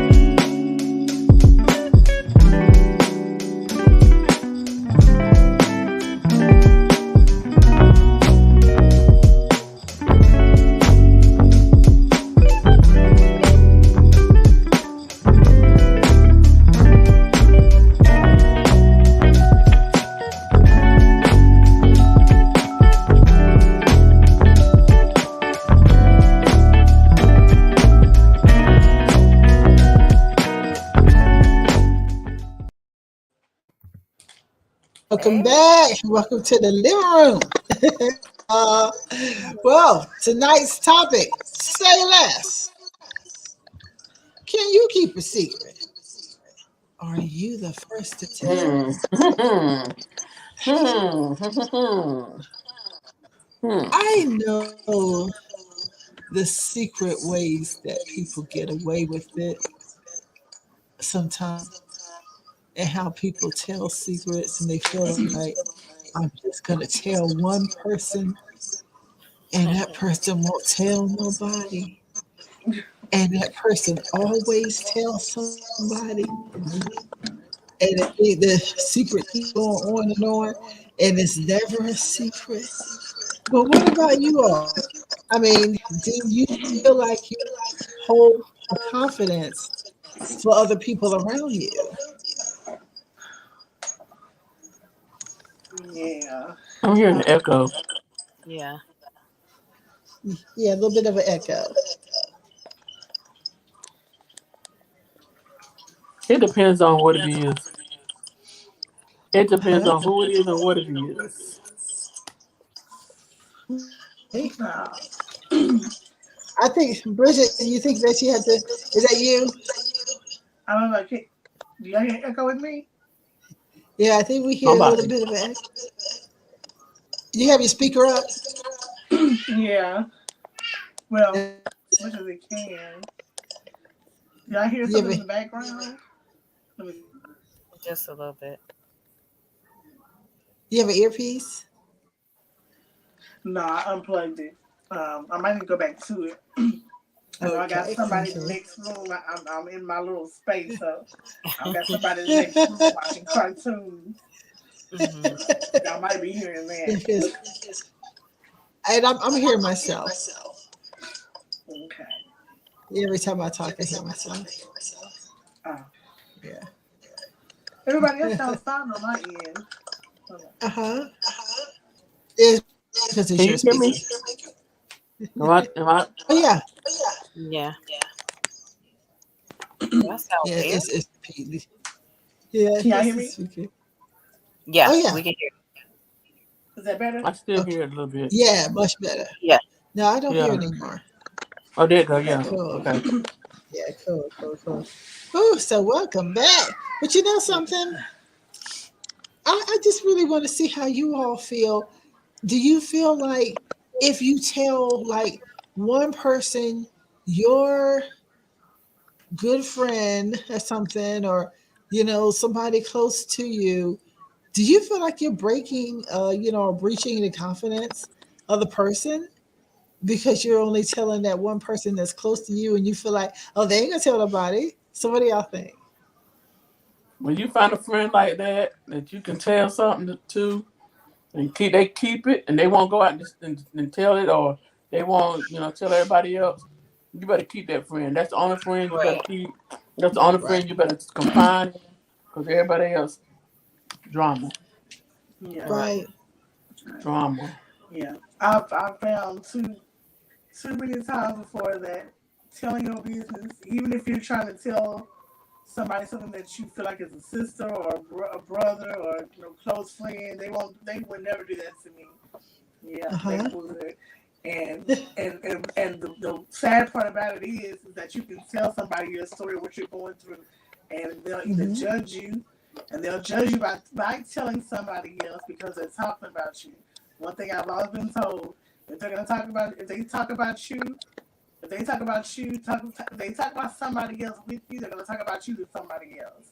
right, So There you go. I measure my conversations through that as well. Like if you're gonna talk about me, hmm, if you're gonna talk about me or talk about somebody else with me, I know you more than likely will talk about me with somebody else. right. So when it comes What down they to me, I say, won't tell nobody about me.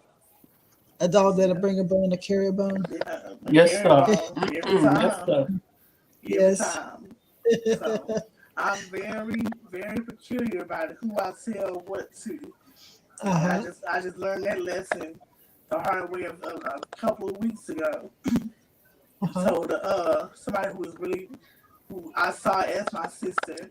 I told her Right. something in confidence, and she ghosted me. Like this is something that I was like really struggling with, like something, it wasn't nothing that was gonna hurt her, or it was something to do with me and my family, and Right. because it touched the nerve with her and her past, she ghosted me, so it's like even that you have to be careful about who you tell what to because you don't know how it's gonna make them feel.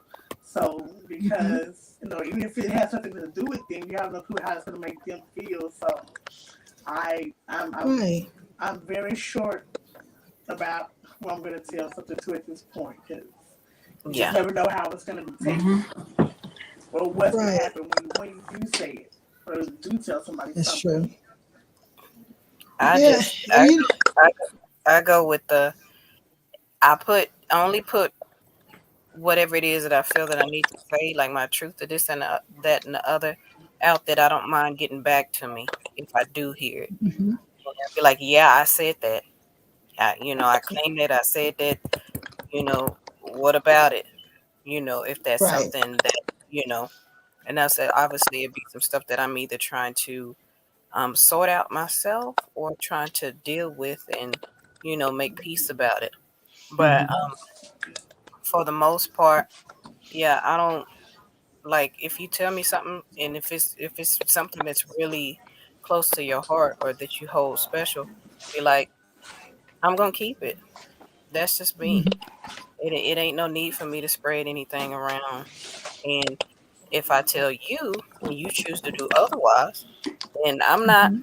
I'm not fooling with you no more. Or I just know I can't come to you like that. I can talk to you Mm-hmm. about some Mm-hmm. basic surface stuff, but I can't talk about the core with you. Mm-hmm. Right. Mm-hmm. See. And I just, start Got you. packing up some. So I leave it at Mm-hmm. that. Okay. Mm-hmm. Okay. Well, Um, let's see. yeah. Comments. Somebody want to read the comments? Oh, there you go. Oh, it's for Michael. Somebody want to read the comments tonight Um, while I do a few things? Mr. Mr. Monright said the thing is that the person who you label as a trusted friend have someone who's their trusted friend. And then also, Mr. Monright said also that pillow talk be a MFer. That good loving will make a MFer spill all the beans, tell all your business. It just depends. It just depends. And then what's the point of having something juicy and can't share it? I don't know. Just Mm. everything don't need to be shared though. I think that's a maturity level issue. Yeah. Let's back up. That's a maturity level issue. Just because you're laying down with someone and you don't go tell somebody's business unless you're already that kind of person. I don't Yeah. believe that the pillow talk is He goes would never lay along down with hand me in because he hand. said too much. Right. And It it's doesn't go decent. hand in hand. It's decent if you having like just a conversation, but um, you don't have to get all into it and get very detailed and very specific. It can be just some, yeah, such and such said this, blah blah Mhm. blah. But that nigga be lying anyway. Like if you if you having a conversation with your mate, you can go like that, Mhm. but you ain't gotta tell them. Well, they finna bury his grandma tomorrow, and they've been lording money and stealing stuff out of her house while and ain't been sharing all the details with the family of how much. Yeah. You ain't got to go into all that, but you can go into that Mhm. that surface level conversation and blah blah blah. But it's certain stuff when people say, "Hey, don't tell nobody," and depending upon the type of friend that you are, hopefully you be that one that's like this, and not that one Mm-hmm. when it benefits you or when you get diarrhea of the Right. mouth. You know. Yeah. Well, Yeah. I was looking at what Michael said. What's the point of having something juicy and can't share it? I mean, like, yeah, there are some times I ain't gonna lie. There are some things that I do not consider to be a big secret, and I share these stuff because to me it's not some big old secret. Now, the difference when I am really breaching a confidence, and Yeah. I will back up off that. I Yeah. will back up away because I do believe in karma when it comes to stuff like that. But I mean, when you're all into like, it's some type of like relationship, and Mike says married folks and people in relationships talk. That's actually People do, but I still, even if it's my significant other, if I really feel like I am breaching a trust, I gotta hold my tongue on that because I've seen y'all do this. What's that? She froze. It's okay. I don't. We once you I'm trying to finger I come can on catch frozen, it. we'll see. He got her just right. So I was talking about you. You Yeah. got it. She said I You got it, think I Bridget. do it. I'm like, what are we guilty of? Like, come on with it. You I got just it, I want Bridget. got to the know. screenshot. I got it. Like, I just want to know. But Oh, that's I so can, funny. it's certain things too. Like when somebody does come Okay. to you, like I gotta. Well, go ahead. I'll say Tanya, Okay, finish. I'm sorry because I Finish literally your froze. point. Just finish your Yeah, point. okay.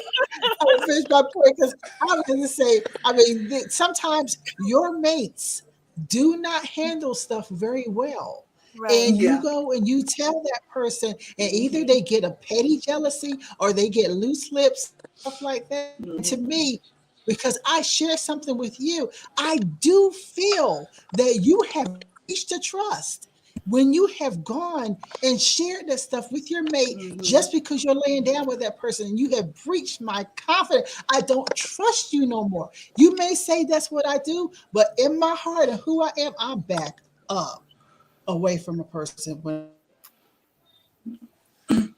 It'd and be a that's just deuce me. for me. Yeah. It'd be I I, think I got to Yes. go.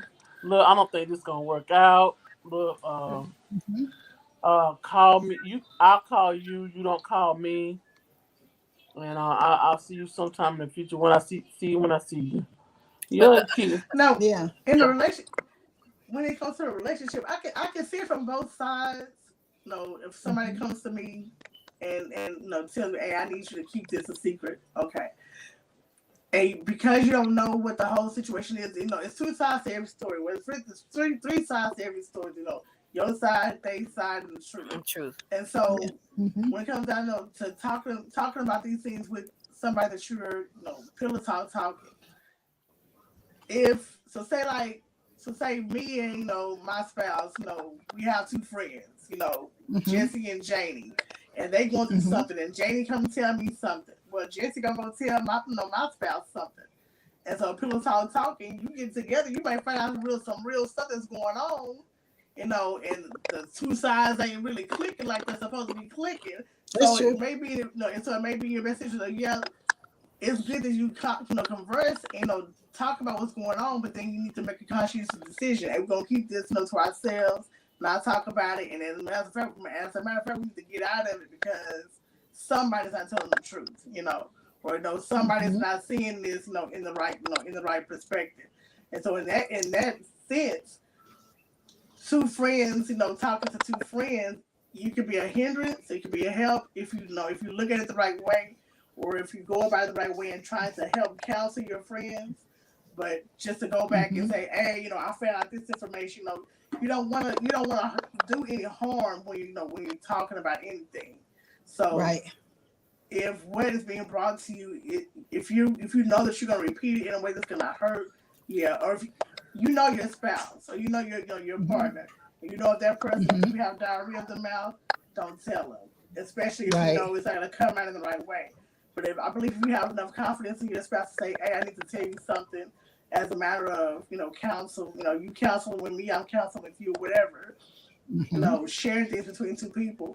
I feel like there should be a level of trust that yeah, I should be able to come and tell you this as my spouse, and it's not gonna leave this bedroom. But it Right. also And have that's a you have hard to. thing here. Oh, I was gonna say you also have to gauge how close of a friendship your spouse is to the other side of that couple, Mm-hmm. because the dudes could be like this, and you and her are okay and close too, but you know, but like, hey, man, you might need to rethink that, blah blah blah, what you thought you was gonna do, because like, man, what you mean? What you mean? What you getting at? Then it goes into divulging little bit by little bit, so there could be an even bigger rift of something that's already going on between the other couple, and then Mm-hmm. become a rift to get into your situation with you and your spouse because somebody somewhere leaked something. So it's Right. really, Right. really, Mhm. it's a really thin line with that one. But Yeah. I'm gonna put Michael's comment up now because I agree with this one here. He was yeah, saying every your best friend may not be your best friend. So they tell their best friend, and that person Mhm. has a best friend. And the news spreads like wildfire. And I agree with that. Hmm. Yeah. I agree with mm, that because down those generations of people, they don't have any loyalty to you. You know, maybe Mhm. the first one might have some loyalty to you, but down that line, they ain't got no loyalty to you. And they're gonna make sure that they know it. I mean that, they show it by doing what they do. And then he says, that's why everyone should just mind their business, mind right, and you can't be wrong. Uh, okay. Well, you know what? I look at it this way: easier said than done. I mean, because really, I mean, that sounds awfully good and everything. I mean, I'm just keeping it 100. I'm just keeping it completely 100. Everything sounds good, but when it comes down to things going on, let's just say we have a scandal that breaks out in the middle of AIL. Okay. mhm, This show right here, we have mhm, a scandal that breaks out and it's juicy as hell. How many of y'all would still have somebody on the outside that you might say, hey, I want to talk to you about this because it helps you to see it from another perspective on the outside? mhm, A lot of people might would do that, and so sometimes what you get on that outside may be something different that you're not expecting, or maybe something adverse in some way. It just happens that way. So I mean, what do y'all think? Would you, if there was something really really juicy here and something jumped off, would one of y'all talk to somebody in your own crowd? I mean, that's one thing you have to say for I yourself. got. I have. I have a best friend. I would. My life. I would give her my all my life because she's just that person. I can Hmm. go to her. I can tell her anything. I can discuss anything. If anything's going on with me and I don't want nobody else to know, and I say, look, she's a girl. Have I ever told her anything? You said, girl, you know how we roll. And I'm like, yeah, I know. I said, you don't talk. She don't talk to nobody. Right. She don't. She just she's home with her husband. I don't even think she discussed it with her husband. Hmm. Right. So I mean, I that's just that one person I know I can trust. Hmm. You know, and if she come to tell me something, I trust. I mean, she can trust me because I'm not gonna say anything. Because as long as you hold mine Right. in, I'm not. I can hold yours in. But now, if I got Hmm. that other person on this side that come and I come and tell them something, and I said, look, don't tell nobody. But they turn right around and tell somebody else. Well, when you tell me something, don't think I ain't gonna hold my mouth because I'm not. I'm gonna show you just like you told your mom. Karma's a bitch. Oops, excuse me. I've only gone out and said only just a very few things, only if I'm looking for transparency in another set of eyes, but I really don't speak about a whole lot of stuff. I think for me, a lot of things I hold in and I try to figure out how Right. to handle it. But Mhm. I would hope that, it would be something that would be started and try to be fixed or discussed between, like AIL family Right. first and all that stuff versus some Hmm. outside source because we're all in it now. Right. Hmm. You know? I mean, but when I say about that, and first of all, hey Jimmy, when it comes to, okay, let's just say everything that goes on here, there are times when, because I have dealt with a lot of crews. I've had big crews, Uh-huh. small crews, and sometimes that outside person can give Uh-oh. you in a different way.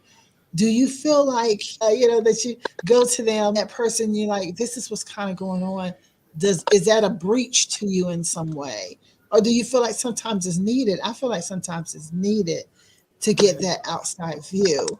of what's going on. But if it was like a secret that you told me inside of here, inside of the family, if it was a secret, that's a different story. You know what I'm saying?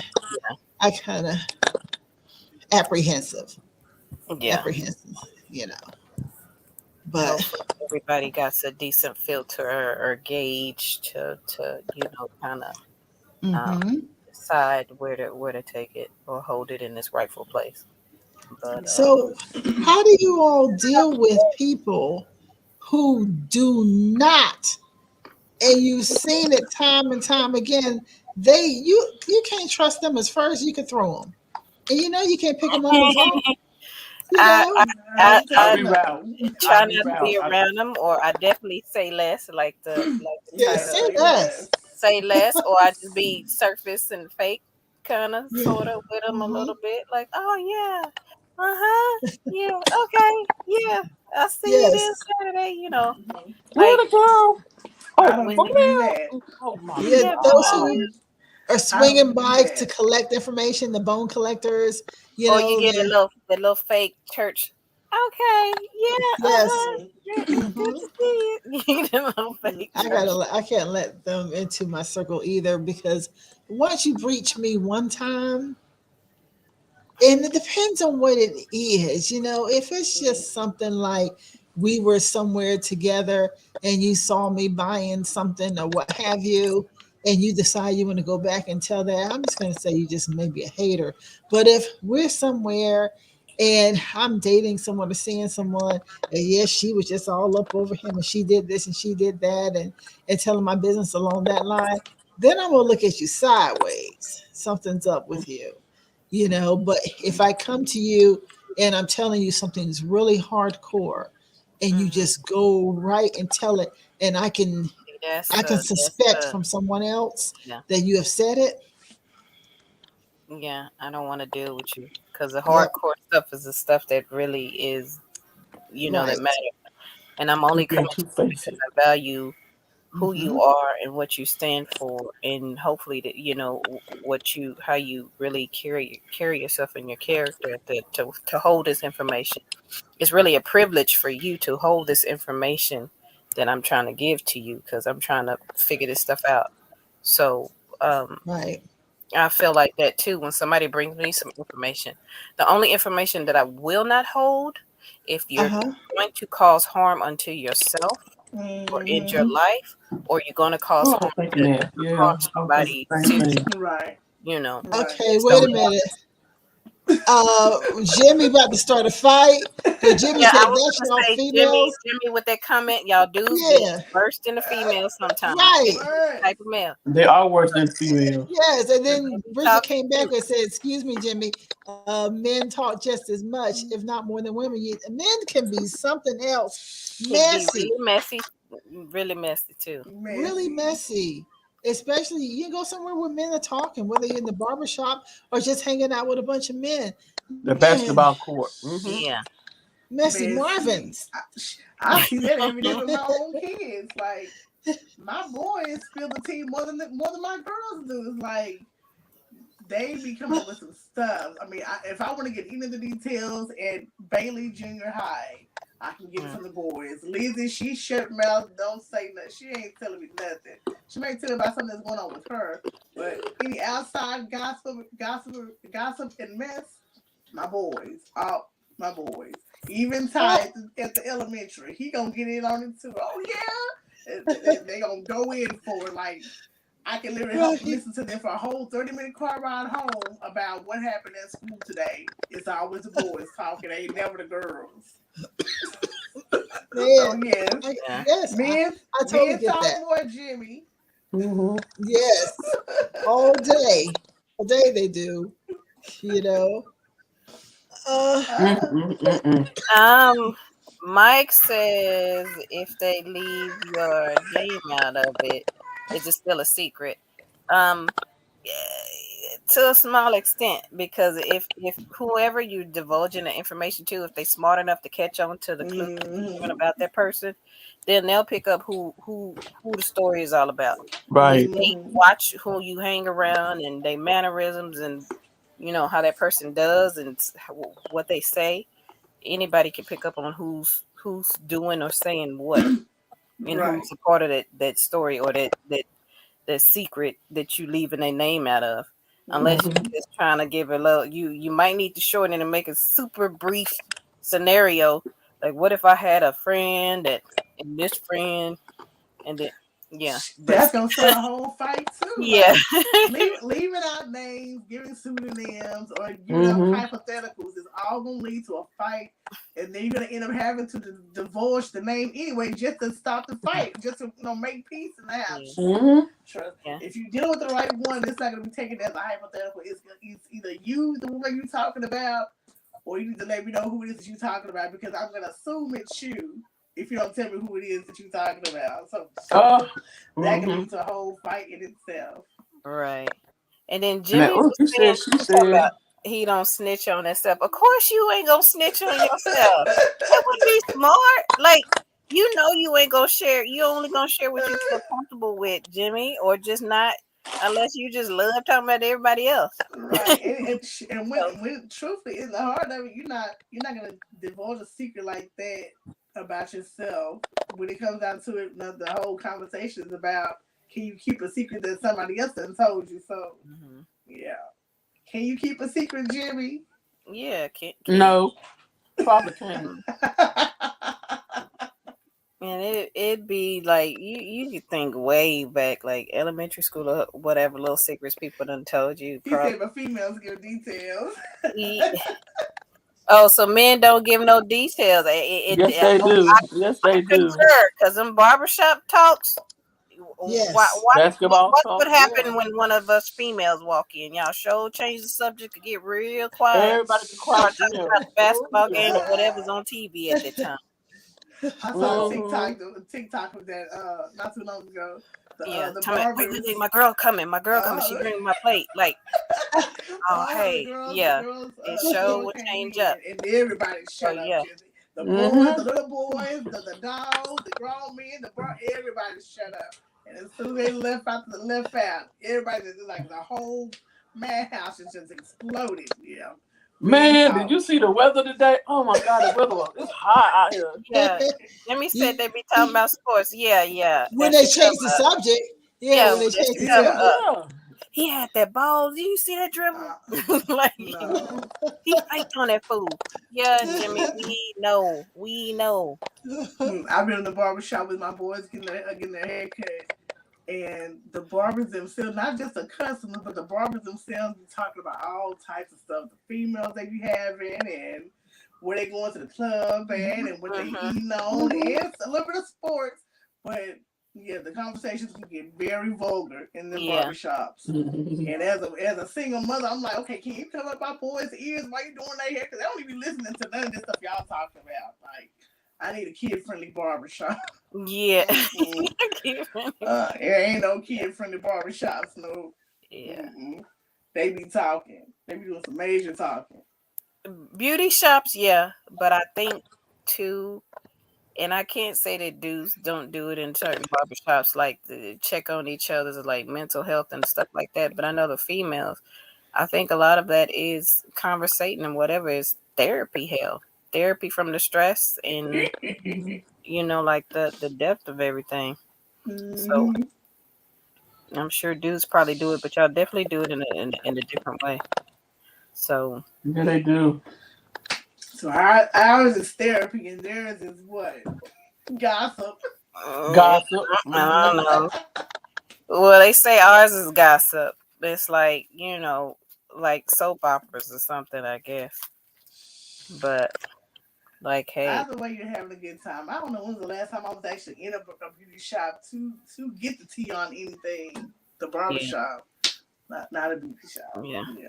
And then some of it be like, I don't want to really necessarily hear about somebody else's whole life, or everything that they doing other than, like, hey, like, tell me what's the new. Did you see the new awards show? Who had on what? I want to say, like, oh, have y'all heard of this? We kind of give each other clothing and shoes and all kind of other stuff. I'm not saying dudes don't do it either. They do it. Yeah. They do it. And hello They, to Mr. Tiny Corn Dog with his emojis. So, Tiny corn so dog. all right. Then Mike said so. Now it's therapy. Therapy. I'm sure y'all dudes do it too. I saw that there's a program that's actually going on with barbers that are going into certain training to talk to whoever comes through as far as a mental health type thing because they know that goes on in barbershops. And I'm telling you, they're starting to do different things to start seeing it that people do come just just to kind of air things out and to speak. mm-hmm. But on both ends, I'm hoping wisdom and all this other stuff can be shared while you're having those conversations. Hopefully, Exactly. not a lot of gossiping and Yeah. tea spilling. That's what Michael just said. He said humans are social beings. Conversation is a form of socializing.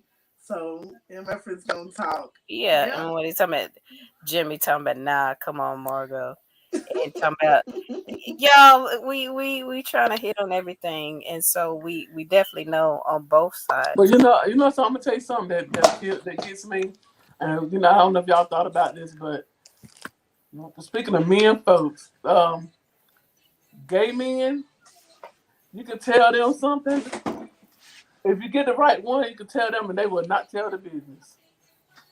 If they hear something, they won't go out and tell it. Some of them, because I had a friend that he's gay, and I can tell him just about anything, and I won't never hear it again. Mm-hmm. He can come back and tell me, he said, Lord, girl, I seen such and such and so and certain spots. He'll never hear it from me. Or he'll tell me to say, but vice versa. And I said, well, look, go get some more information.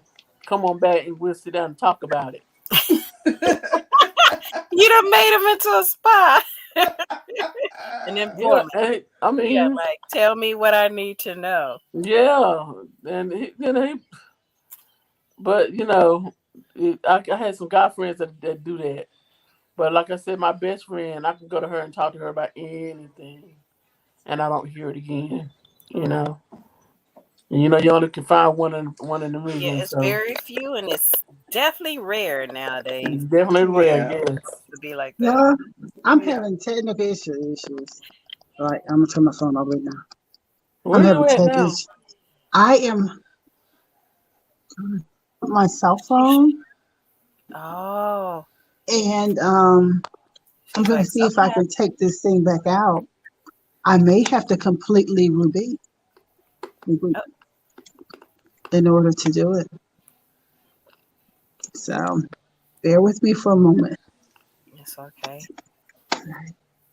But I'm still here. I ain't gonna say nothing. Okay. Yeah, Yeah. So that's a Michael, rare form. Michael said, or mine right said exactly, mind your business and everything will be good. And then Jimmy said, that's why I hang out with females. I mean, I understand. I mean, truly, I really get just not talking to anybody about anything because you just don't know if you're gonna have what you put out there repeated or repeat it in a negative light. So I can definitely understand that. Like I don't talk to anybody. You just got to If know who to trust there, and who not to trust, right? Yeah. yeah, yeah, there may be one or two people that I will actually confide in. Now, like if I talk to my mama, and this I is what saw them eyes. this is. Bridget, you can't do. I saw them eyes. Yeah, it's only so much you can tell mom, It's though. only so much Really, you can only tell so much mama, you can tell mom and this because is why. Because she always tries to take everything back to spiritual and God and this. Well, this is why this ain't happening right and you just got to get into God more and this. And that. I'm like, mama, I just told you I had a headache. That's it. And I don't know why I have a headache. Like everything. My mama tries to make everything spiritual or religious, and it's like it don't take all that. some things are not spiritual matters. Some things are scientific matters. Some things are just human common sense matters. But I understand, there's always a place to put God in the conversation. I understand that. But when you're really trying to find some answers, sometimes you have already explored the realm of spirituality, and you're trying to find other ways to solve your problems that spirituality just didn't fix it, or talking about God just didn't fix it. Praying sometimes just didn't fix it, or playing guitars just didn't fix it. Stuff like that. So it's like I can confide in you, but I need more answers than just talk to God about it. I've been talking to God about it. He told me, to do this, to do A, and now I'm talking to you about, next steps. And you telling me I need to pray more, I need to do this more, I need to do that more. Like I need some more answers than just that. And praying is all well and good. Talking to God is all well and good. But sometimes you need more than just that. That's all I'm saying. So I don't really talk to my mom about a lot of stuff because she's gonna always take it back to that. And then, like I said, the one other person I was talking to goes to me when I shared confidential information. So there may only be one other person in the world that I really just talk to and confide in that I know I can actually talk to. So other than that, I don't talk to nobody. Yeah, and I think you gotta give your mom like that just like, hey, I'm just throwing this out. Just want to get your feedback, but I just want to get this out before you already give me, But even on top of that, of course, she means well. No matter how old you are, you still her child. Still a baby in her eyes, and so she's just gonna try to tell you what's right. I think it was like one time I had said something to my mama and confided in my mama. I said, "Mom, don't go run and tell your best friend because I know you're going to get on the phone and call and tell her. Mom, don't do that because then she going to get at me." I said, "Mom, I think I'm pregnant." Before I could walk out the daggone room, my mom was on the phone calling her. "Lord, you need to come on and get your goddaughter because I'm going to kill her. I'm going to kill her." Oh, have mercy, Jesus, Mom. I just told you don't tell nobody. And see, yeah, that's Who true. is it? Who is it? Tell me right now, who is it? Who do I know him? Where you come from? How old is he? Mom, I'm not telling you all that. You gonna tell me something? No, I'm not telling you because you got on the phone and call Aunt Ruby and told Aunt Ruby all my mess. I'm not gonna tell you nothing else. And see, my mom is opposite, kind of, sort of. Like she'll tell me what's right, but my mom was gangster. I mean, she street, she gangster. She gonna tell you, he's like that. But I would have, I'm like, okay, hold up, mama. Like I didn't expect that answer to come out of you, but okay, I get that point of view. But she will still tell me what's right, and she knows how I am and stuff like that. So, um, I think for me, I know what I can and what I just choose not to, because it can spill or go over, or then one of my siblings was like, "Well, Mom said blah blah blah." I'm like, "Oh, really? So we gotta go through this one. You done told my sister, or you done told my brother, and now they coming to me with questions and trying to figure out, how can we help you?" I'm like, maybe I didn't want them to know that, you know, just wanted you to know that, but Yeah, that's what I you think gotta my kind mom of was trying to gauge do. what information you give that way. Um, what is this? Jimmy was saying, would any of y'all approach the girlfriend or the wife? Y'all Girlfriend or hear the me? wife? You couldn't hear me, could you? No, we can hear you now though. And Okay, I then forgot that this thing. I know. and In then that one. Jimmy also said you gotta be like Victoria and keep that secret. LOL. And Mr. Tiny Corn Dog. Oh Lord, I know mamas, Mm-hmm. What you But saying? yeah, and I think that's from us, you know.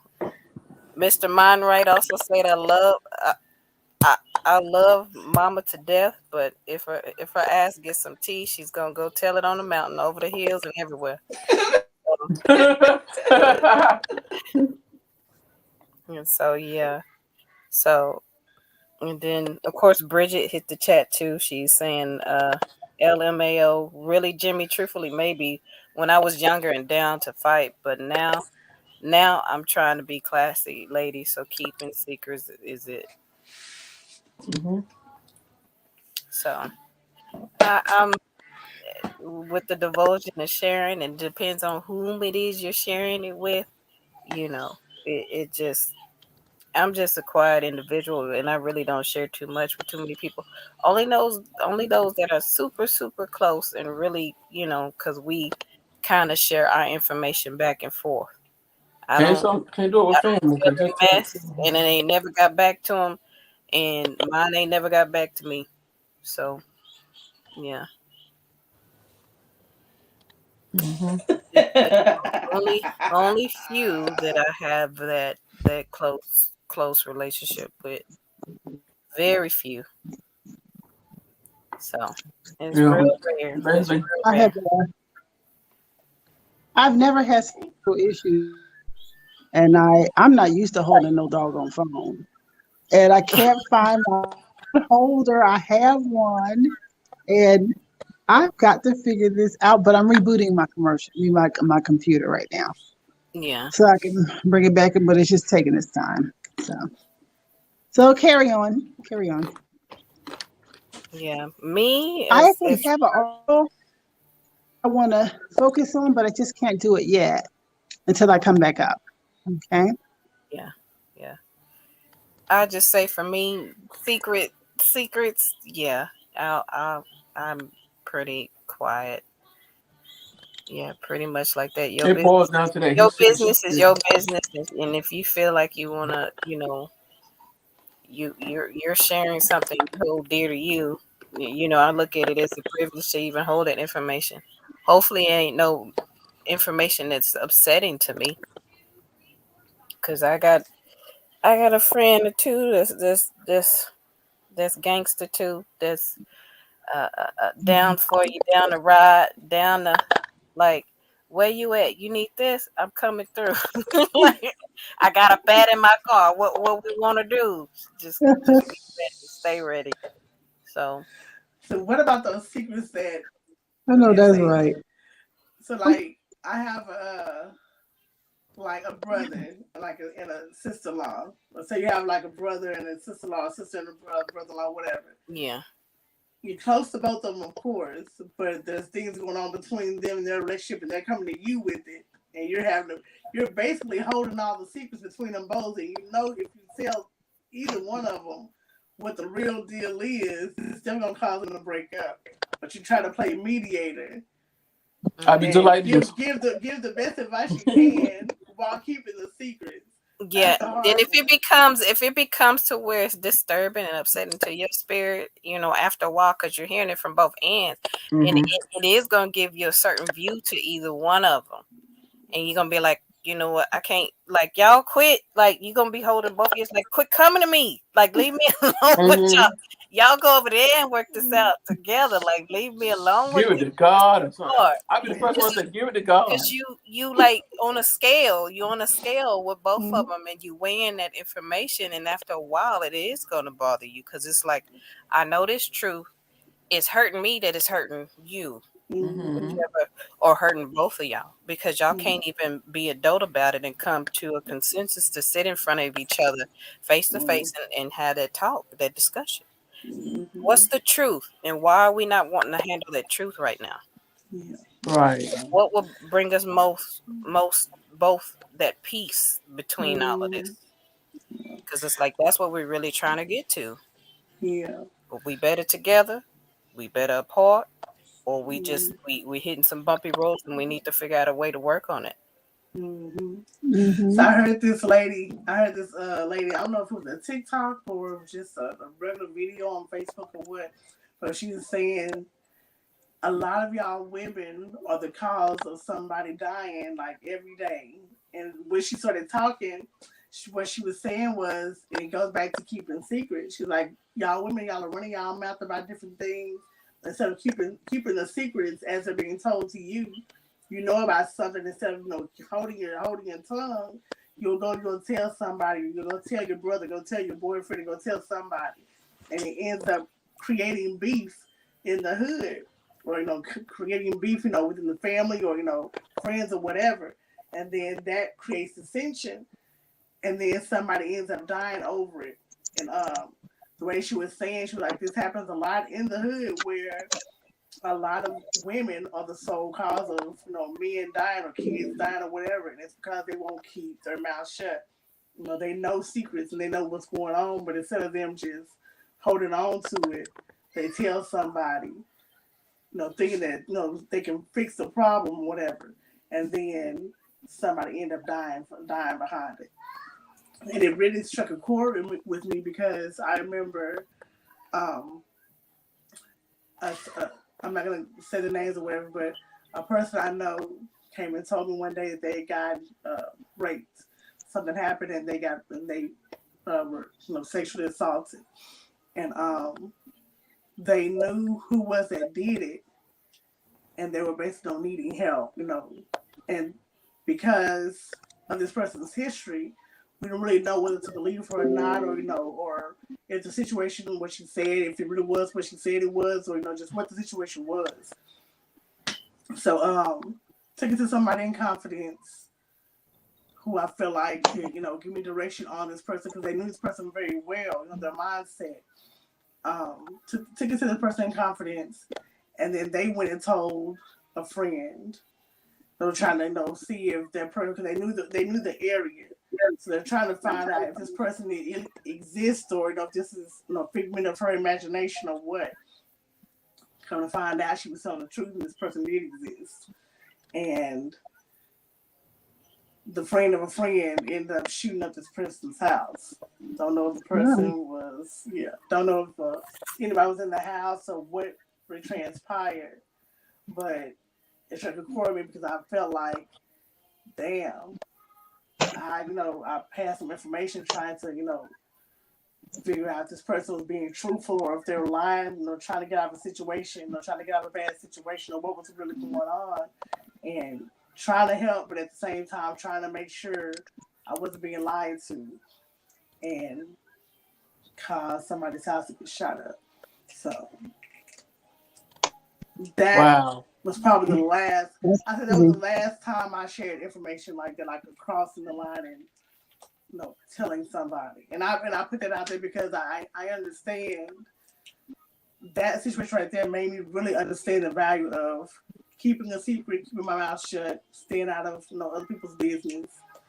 You can hear what you want to hear. You can hear what's being told to you. You can hear what you can hear what's being told to you, but sometimes you really just need to sit on it. Because you never know what's going to transpire because of it. I guess that's my biggest scare right there. If somebody tell me something and then I repeat it, and then it gets in the wrong ears and wrong mouth, and it comes out, and something's bad is gonna happen. So that's why I just don't tell me. If you don't want it leaked out or you don't want it told, don't tell me. Let it go. Act like I'm not even here. Bypass me. I don't want to hear it. Right. Lessons of being young, I guess. Yeah. Because that he said, she said stuff did not work. Yeah. You saying gotta have. This is the weirdest thing, y'all. All of a sudden, my camera and my microphone are not speaking where. Oh, good. It just popped back in. But for a long time, my camera and my microphone would not speak to the software, and just kicked me all the hell out. Oh my gosh. Let's see if I can get back in here. It's crazy. Yeah. But when you're dealing with technology, it is what it is, Ain't nothing you can do. Okay, I'm coming back in the door. Let's see, I'll have to wait for a few moments for everything to come up. And then we can focus on the article that I have. Any more chats? Let's see what happens. Okay. Yeah. You want to chat again? Yeah, we can't hear you. Jimmy Jacobs said, calling and hanging up, driving by houses, and some women are wild and be starting stuff on purpose. Yeah, some are. You definitely got to open your circle if you messing with them type of messy, trifling women that be doing that. Hopefully, they're mature women that kind of operate a whole different way.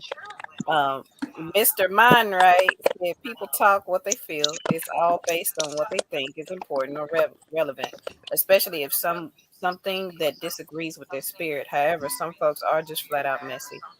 True, some folks are just flat out messy. But hopefully, you'll get wind of who's messy and leave them alone.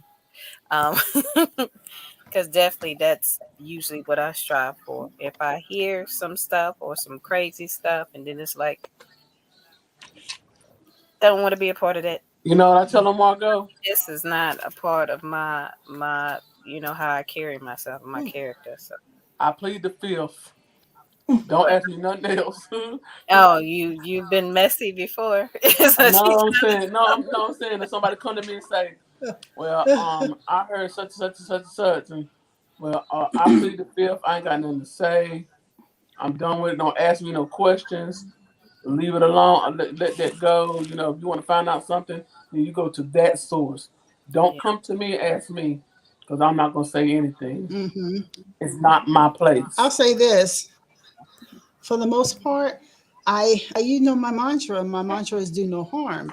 So therefore, I'm not going to do something that I knowingly am going to hurt someone. You know, I'm just going to stay out of yeah, that. It's just easier to not be involved. But there are some times when you unknowingly might do something irritates or aggravates or even breaches or something like that. And those are hard times when there's a gray area there.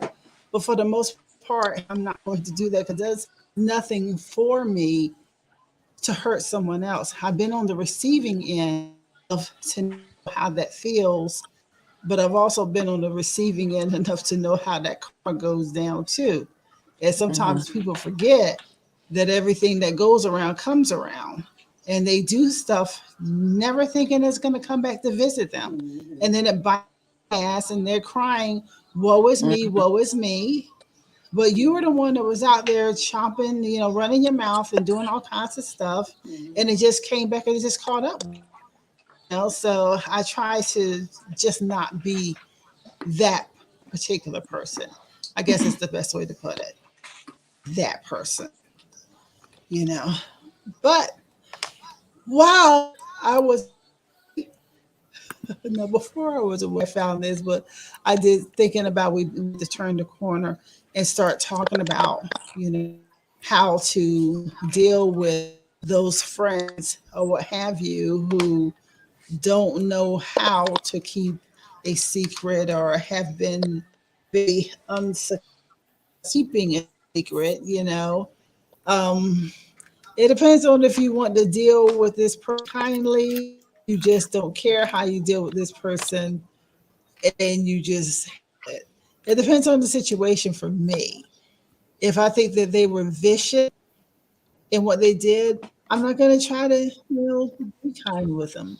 But if it's someone who I feel like, they just didn't know the situation or they didn't know me, I might be a little different with it.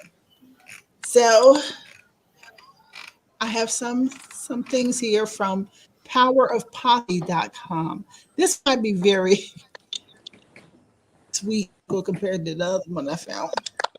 This one is how to deal kindly with a friend who is lazy at keeping secrets. So the first thing that they said is confront them and tell them it makes you feel. While you're confronting them about exposing your secrets, this isn't the only reason you should talk about it. It's essential to explain to them not only how angry you, also how it hurt you. By talking about it, you're preventing negative feelings from festering.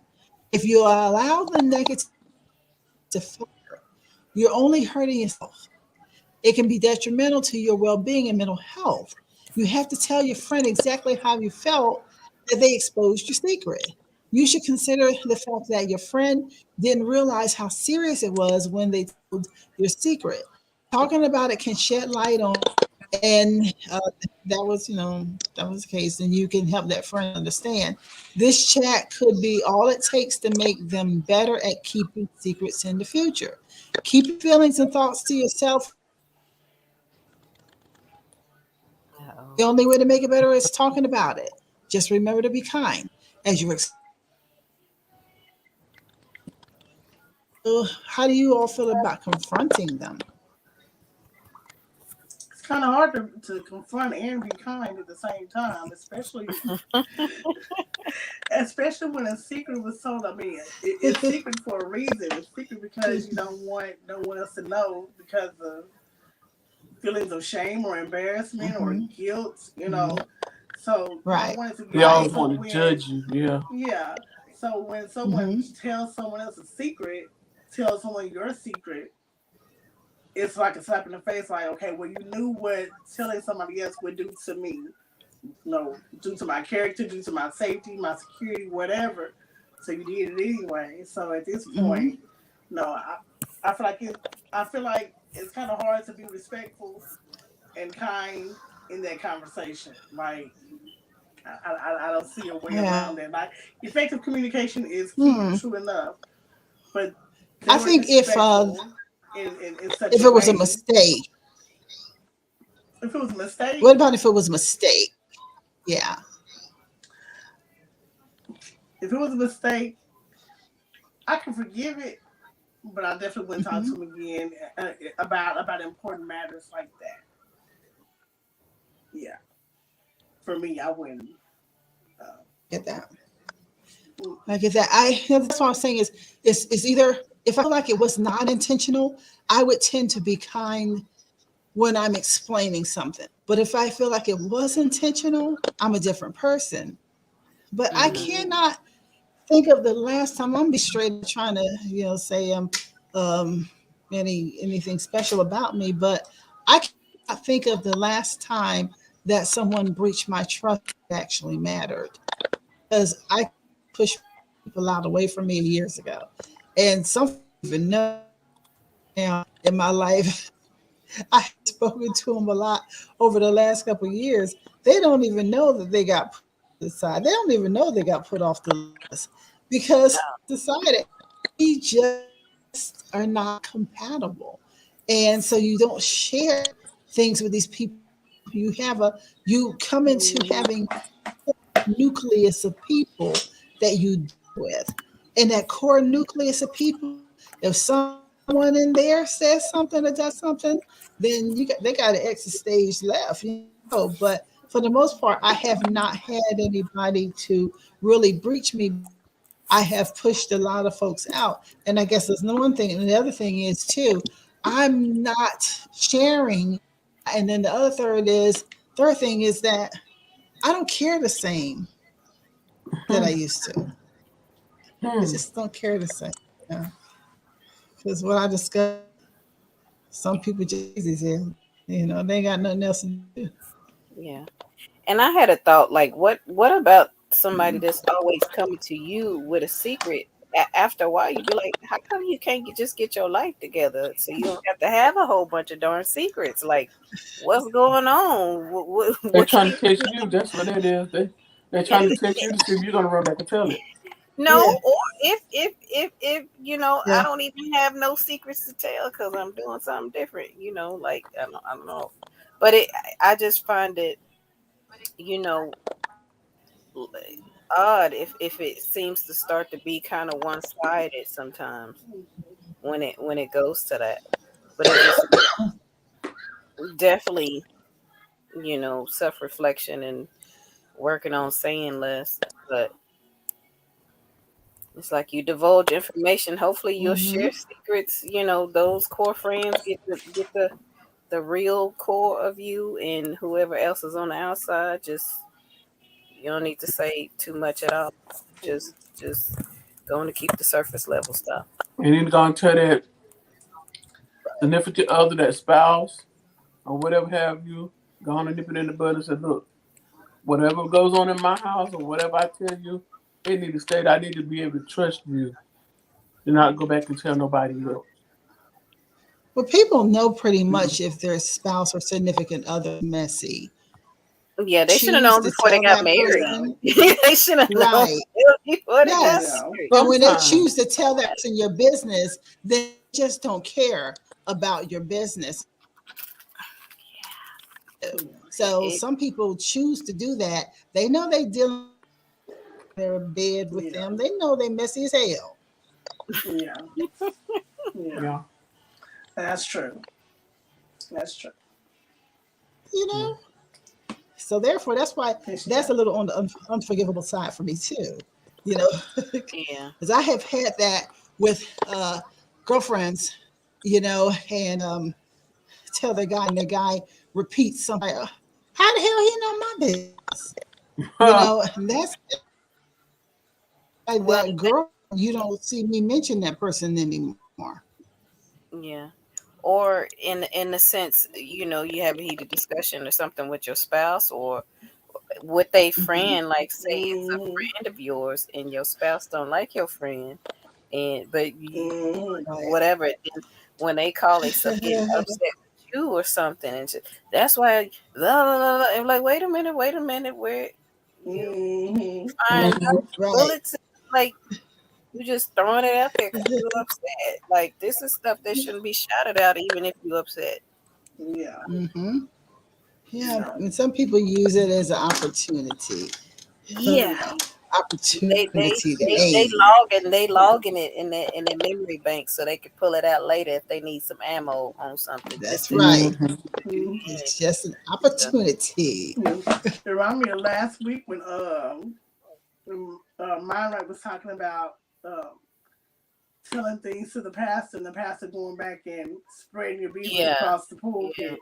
Like you can't even trust to tell your secrets to ministers, and people in Wow. positions of counsel now, just because you don't know if they're gonna go back and share your story with the congregation without you giving, an approval that that's my testimony. If it's my testimony, it's mine to tell, not yours. So don't use my testimony as your personal, pulpit ministry. Like, no, I didn't tell you to go back and I say because I've had that happen. be like, With unless you've asked me and I felt comfortable enough to blah blah blah. But yeah, like don't use my stuff. Yeah, unless I've had Yeah. it happen. Like all my business from January to December was spread across the table in the church without my Ooh. approval, without my consent, and it's like, Wow. well, I know this stuff because of my Mhm. spouse or whatever, but we didn't give you permission to tell any of our business across the pulpit, like none of it. Right. and So I it came makes to you you for help and healing. hell, and And you how is this gossip. help and healing but keep throwing it in my face? Yeah. Exactly. Can y'all hear me over here when I am like fussing? Every time my system goes out, can y'all hear me? Or does it Yeah, go out sometimes, too? It some, goes out too. yeah. Okay, because Sometimes I you'll be oh frozen and we'll still hear you talking, but sometimes everything's just coming God. out. Yeah.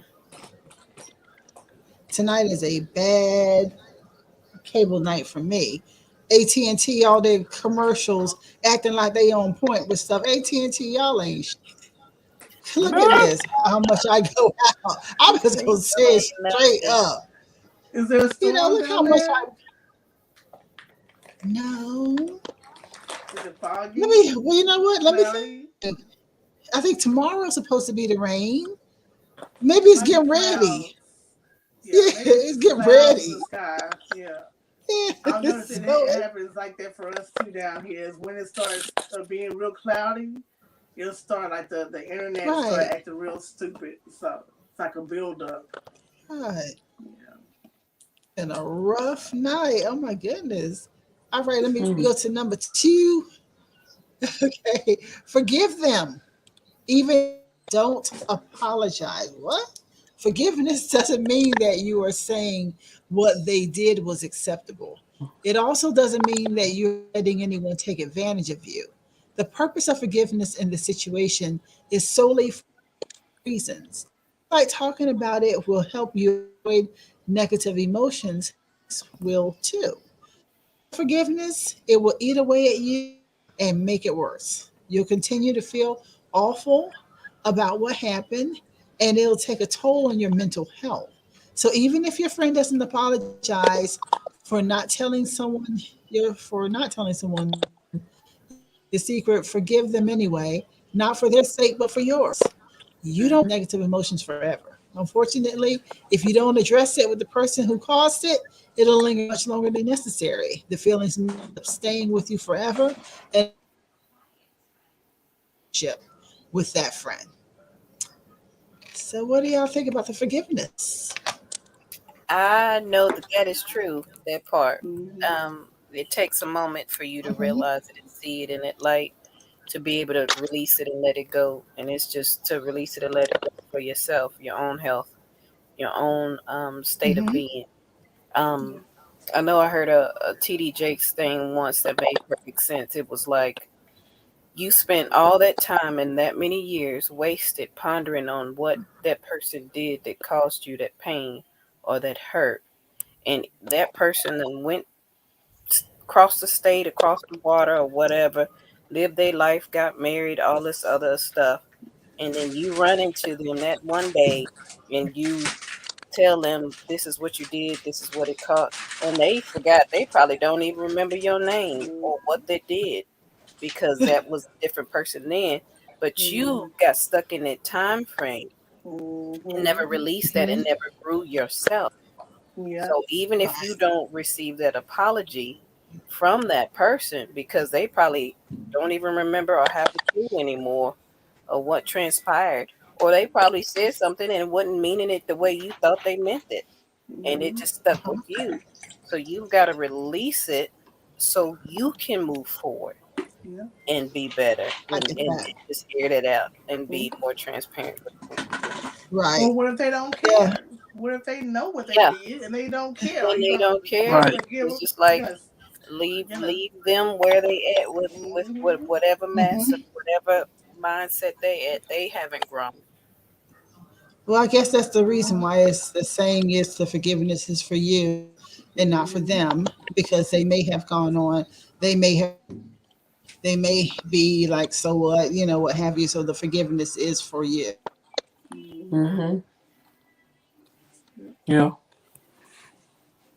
Froze again.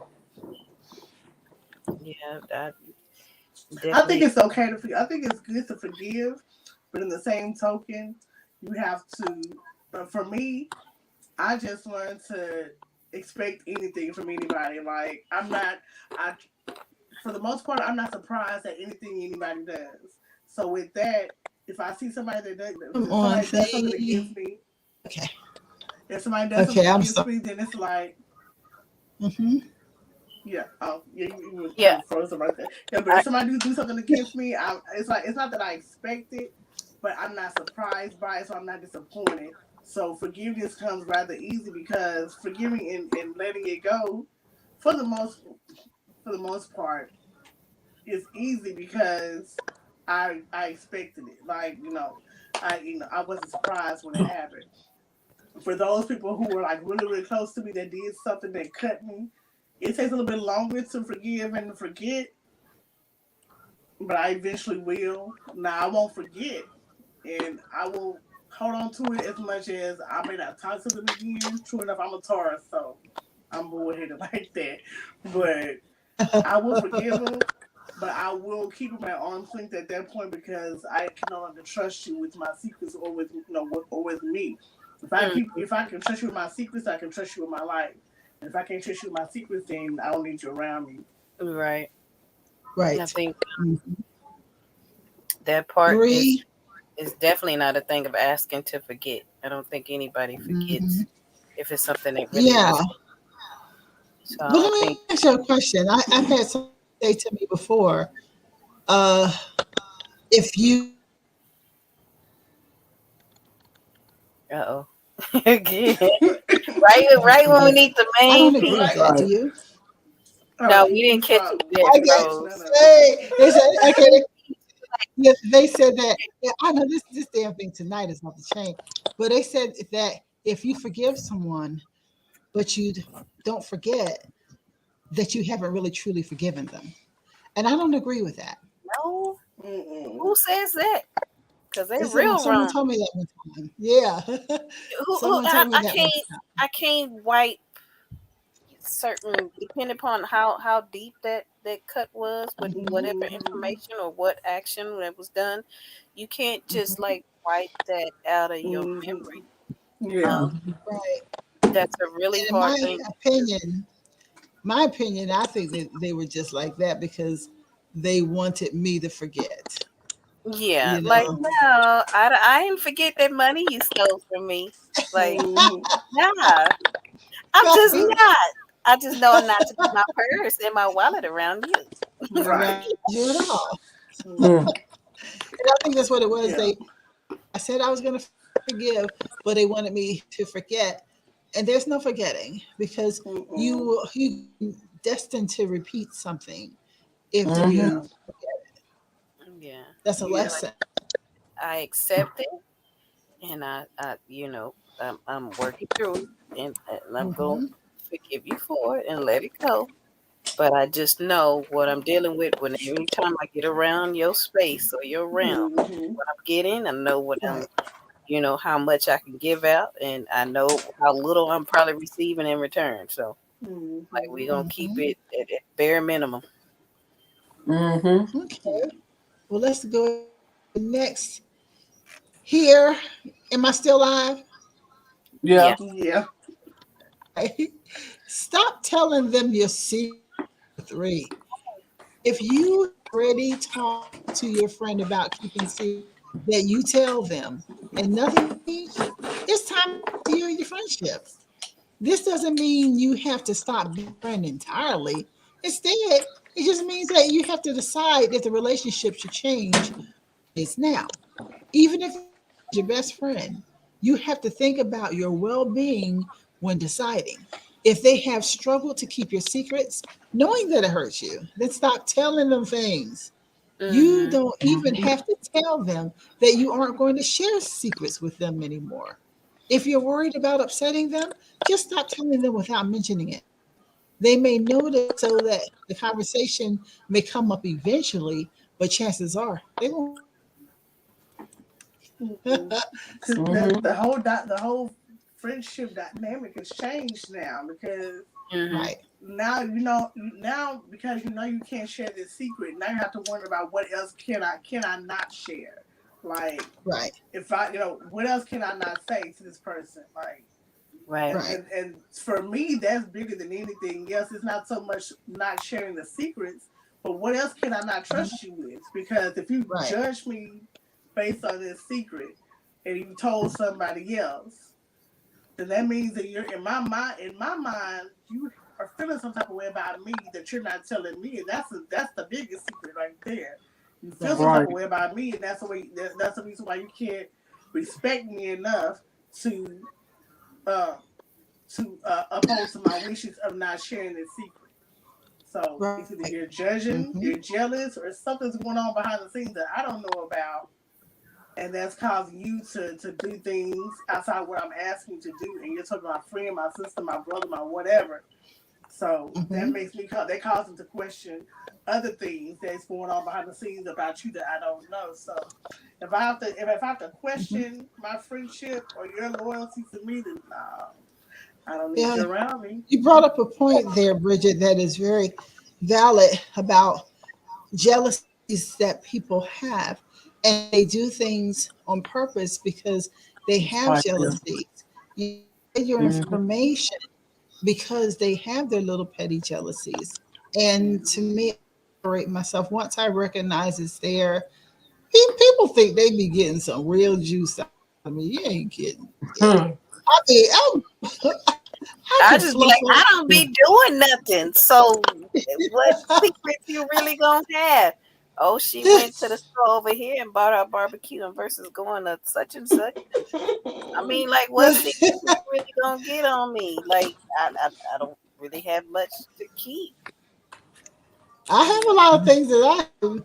a lot of bones in the cauldron, but I just don't let it there because once you've been burned, Hmm. you learn.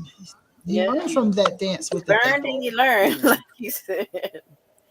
So yeah, Yes. Exactly. you only share What what did the lady call? you feel like you can divulge and really handle it. And if it ever does get back to you, like I can back it up. You know? Yes, right. Oh, like the lady said, uncivilized devil. Like we're talking from the. Civilized I devil. love those videos. Mm.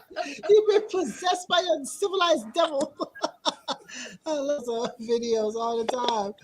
And because I Wow. see like three different ones in the series. And Oh, how she said, devil. She just started yelling at him. I've seen those uncivilized. I recognize them.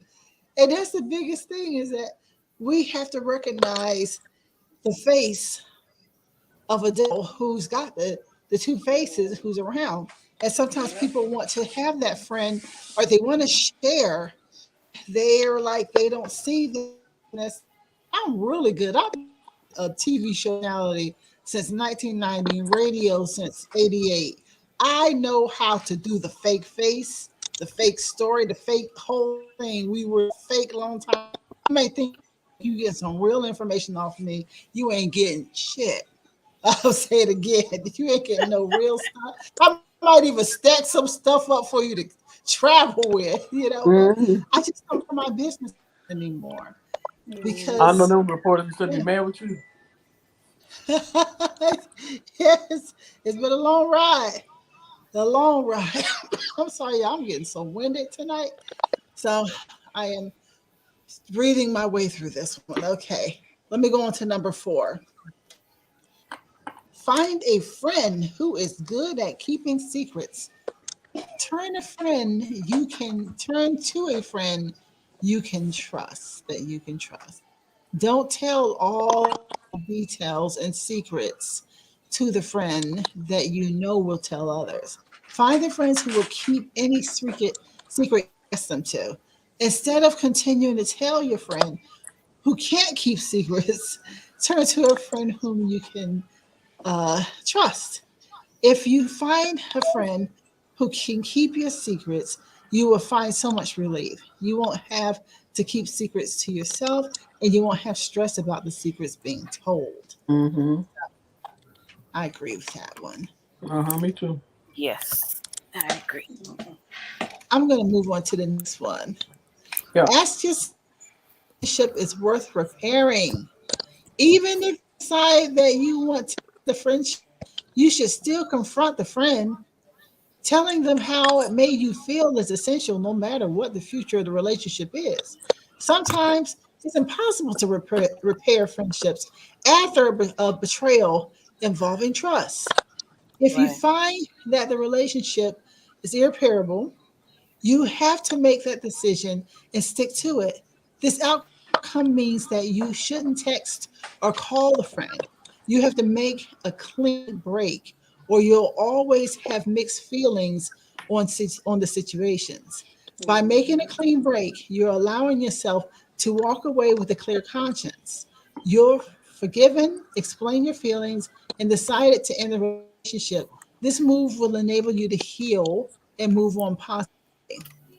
This reminds me of something that I recently went through, and this person it wasn't a friend.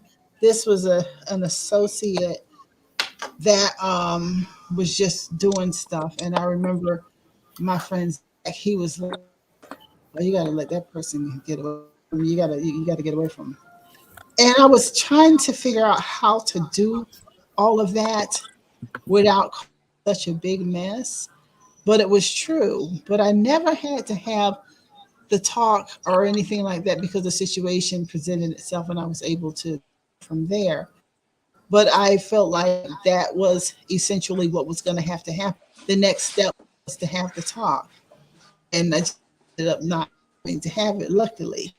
But I do understand what they're saying in that concept. What about y'all? I Yeah. agree. Yeah. Mm-hmm. Clean break. Um, I feel like in all things like I said, you can communicate how you feel, but if you know that you're the type of person who is not going to handle the situation well, if it Mm-hmm. comes out to be more than just a conversation, some people can't conversate; they confront. Right. I'm not a confrontational person. I try not to be a confrontational person, but when it's brought to me, Mm-hmm. I will stand on my own and it will get confrontational. So I try my best not to even engage in conversations that could lead to a confrontation. Right. Because and even then too, you will really find out how a person really feels about you when things start getting confrontational, and when that starts getting to arguments, arguments. Even just trying to explain something simple. So Mm-hmm. for me, if I feel like it's time for a clean break because of the situation. Like just recently, I wrote a letter, text the person, let them know, hey, our Mm-hmm. friendship is coming to an end. I apologize if I've done anything, to hurt you, whatever, But Right. I see that at this time, our friendship, is coming to a close. So, wish you the Right. best and keep it pushing from there. Um, it's needed just for your closure, and because then you'll really see, if they start texting back anything or talking crazy or whatever, you'll see then, if you're right or wrong if you were right or wrong in that regard. Mm-hmm. Sometimes a clean break is needed just so to give you that peace of mind that you're not being gaslit. And sometimes that will happen where the rebuttals will be, oh, you're making too big of a deal out of this, and it's not what you think, or they'll say things Mm-hmm. to take the focus off of what they did and put it back Right. onto you, like you're the problem. And Right. so when that Mm-hmm. happens, then you definitely know what you're dealing with, because some people don't want to take personal responsibility for what they've done. So Right. just to save all the drama, you Mm-hmm. know, clean That is Drama, break, really, drama no more queens and contact. kings. yeah, that is Yep. really the a good point about people when they start trying to gaslight you. Yeah. Mm-hmm. So and it is hard in that confrontation because that type of personality will flip, and some of them will start to try to gaslight you. So yeah, I was just saying there, just I saying. used to go out. I used to be that person. I wouldn't say go out and, like, if it was something just about somebody sleeping with somebody or something like that, we would discuss and talk about it, and it'll go from one subject to the next one. But I guess what broke me is maturity. I grew up. I said, Hmm. this is not really me. Why keep telling somebody else's business? You don't want nobody to tell your business, so why you want to keep telling somebody else's business?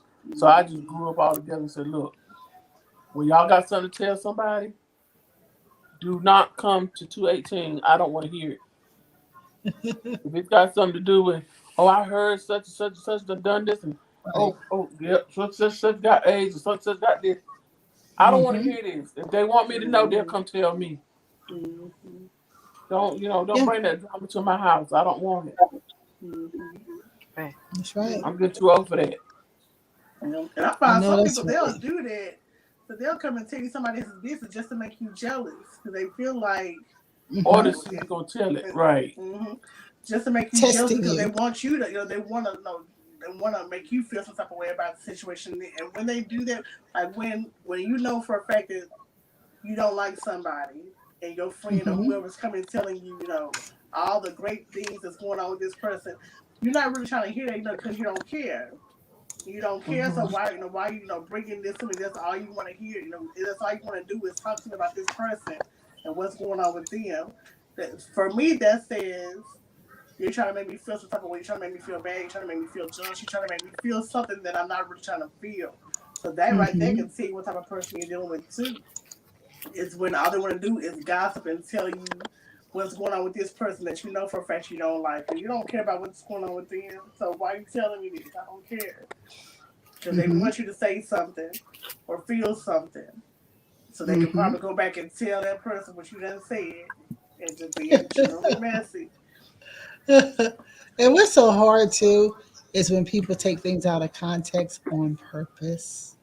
I hate that so much.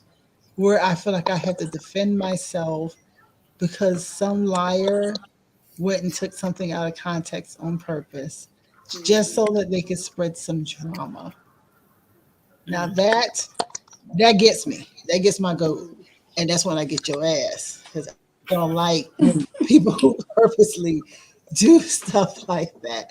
And don't get me wrong. I say I could put on my plastic face and I can, say deal with people in different ways because I always had to do that with the outer public. But as it gets in here, you getting the real girl right here. Oh yeah. And I know this is the that you either like me or you don't. I try to be very pleasant as I can with people. And if you take me there, then we got to go there. And most of the And time we make it back. it Huh? takes a long time to get there. Actually, Yeah. if you're It takes a Libra, while to get.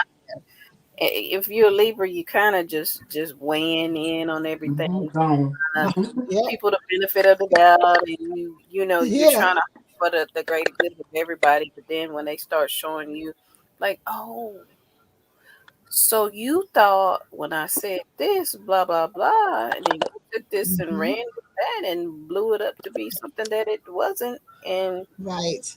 now we have this mess that wasn't mess Right. before, and Hmm. I'm gonna have to start coming out of the, like you said, that shell part of me that's there that y'all think that ain't there, and There I you gotta start cutting folks, chopping people down because you you coming at me and saying that this is what I'm doing and that's not it. go. Right. So I definitely get that. That irks my nerves too when I people always take tell things people and it that turns into they get so yeah captivated by you how they forget you have teeth. That's why I tell people all the yeah time, don't get so yeah. captivated and caught up in the Like there's smile some that you fire forget I under got there. teeth. It takes a Yeah, whole lot to get to it and pull it out because I try not to show that. But if I that's had that right. moment, it's gonna be Tasmanian devil for a good little That's while, and then I'll come down from that whirlwind. And then when I come right. down, just leave me alone for a minute, and Right. then I'm gonna See, come Mm-hmm. back to my Mm-hmm. normal me. No, right. people And gotta that's start. how I get in trouble with people. Yeah, they That gotta is one start of Yeah. my, doing that yeah, sometimes. that's one of my major things dealing with folks is that because I'm nice and I deal with it in business and in personal because they try me on both sides. They'll try me in business and say, she's nice. I'm going to do this and I'm going to do this. I'm going to keep pushing. I'm going to keep pushing because somewhere along the lines, they don't realize that they're not indispensable to me. I like to have folks around in different capacities, but when you push things so far, you got to remember if you have a glass of water and you stick your hand down inside the glass of water and then you pull it out, if Mm-hmm. that water,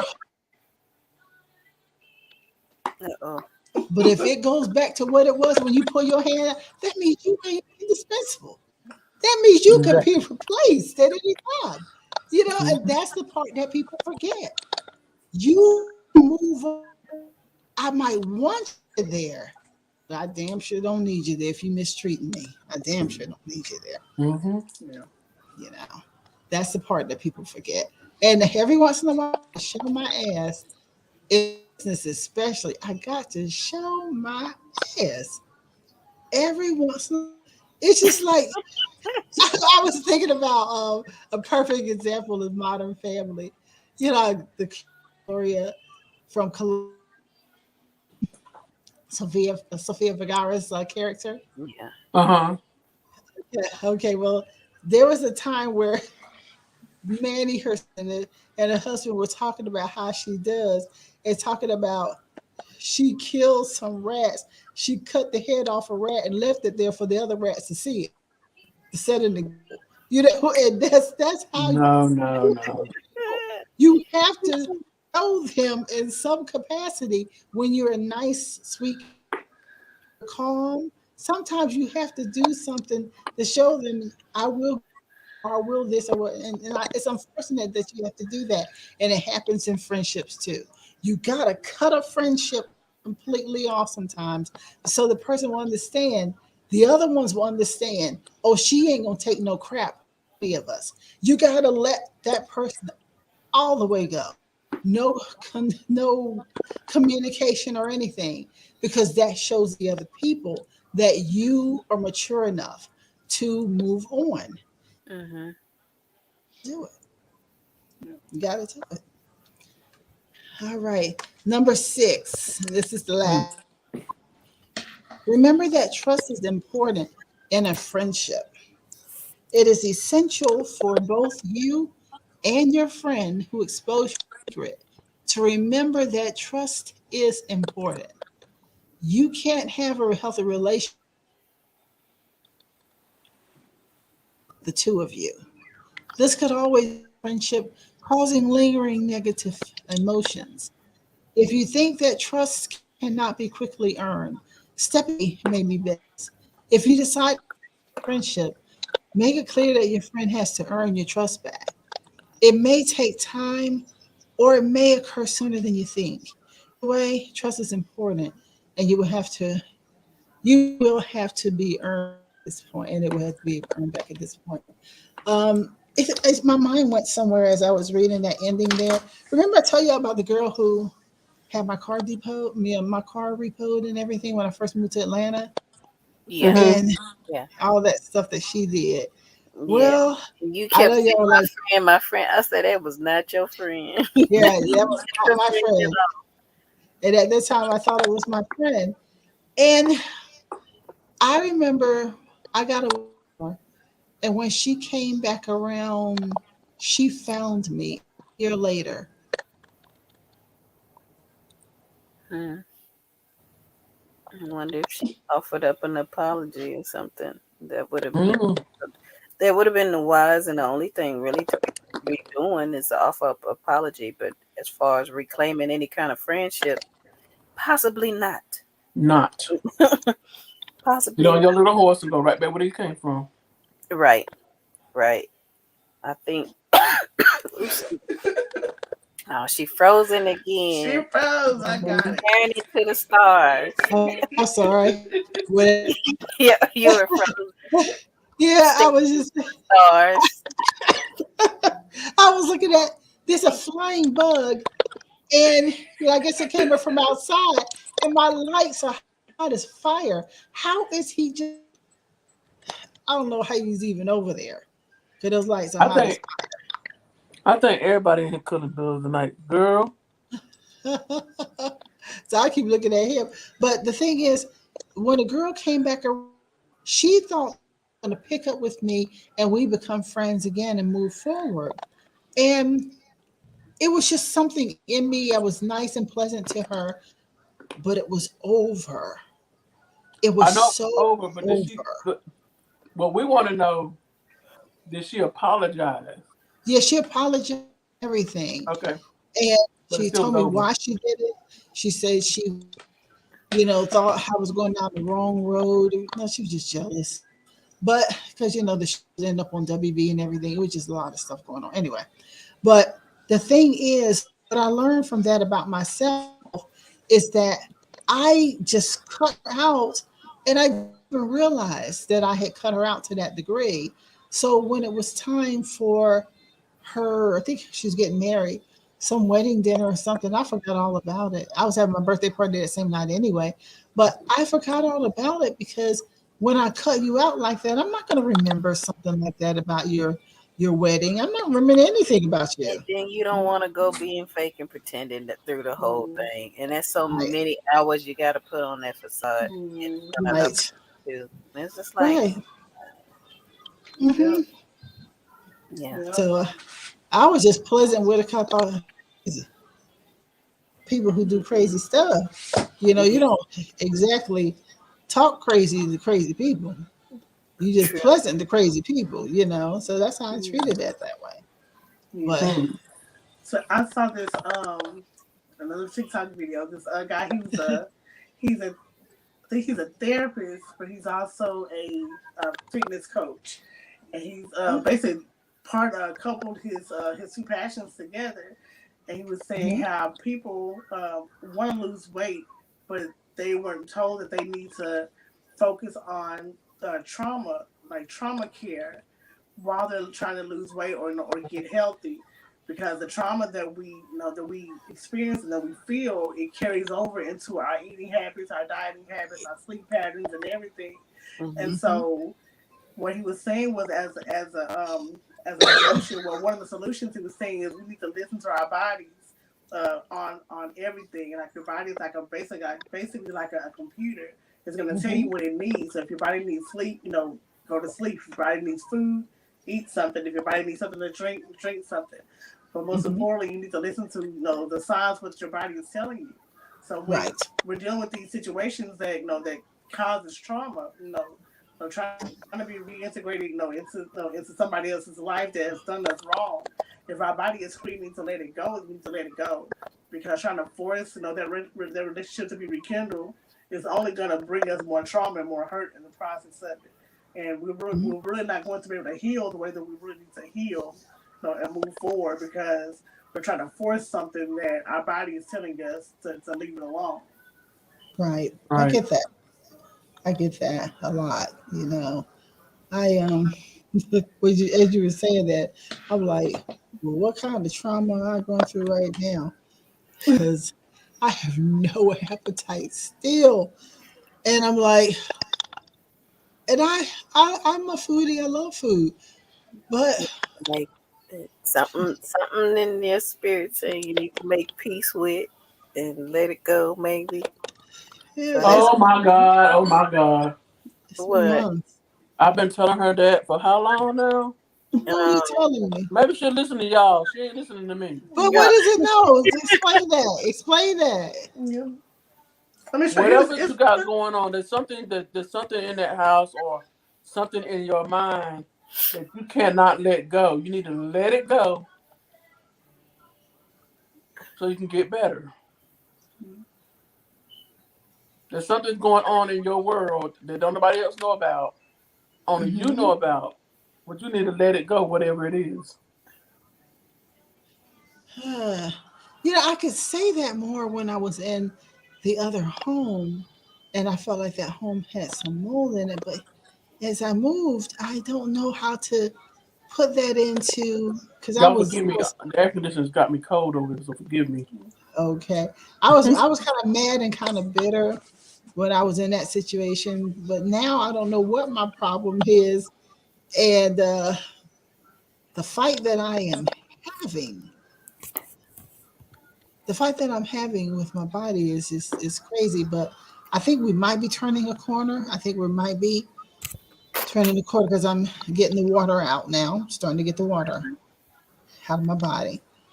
But I want to, it is, I want it gone too because I'm really on the daily that food. You know Right. what my favorite food today was? The What? carrot, baby carrots, and blue cheese dressing. That's all I wanted today. Oh, Yeah, that's I all. had last week for some reason carrots, like really crunchy Uh carrots and huh. ranch too, and like salad and stuff. So that was I get you. Yeah, I get you on that one. I and think I we all still, did that. yeah, and I still want the only seafood that I really want is the crab right now. I can't think of anything else that I want at all. And I'm trying to figure out why every day. It's been months. I can't even say weeks anymore. But this has been going on. This has been the process for months. And I'm trying to figure out. Yes, Jimmy, I'm taking lace, which is furosemide. I am taking triamterene for a couple of days here. I'm switching over and going herbal and taking Uva Ursi because I'm trying to get normal function back to my kidney. So I'm switching over to herbal. So yeah, I did. But I'm working on it, y'all. I got to figure it out. What is it in my head that is causing a stoppage? I don't know, but what is something? It's something. But y'all, I think that's all I have on this subject. What do y'all think? You got any more closing? As we close out about the whole thing about can you keep a secret and are you the first to tell? How many people are situation where you knew a person was bad or a liar and you were the first to tell?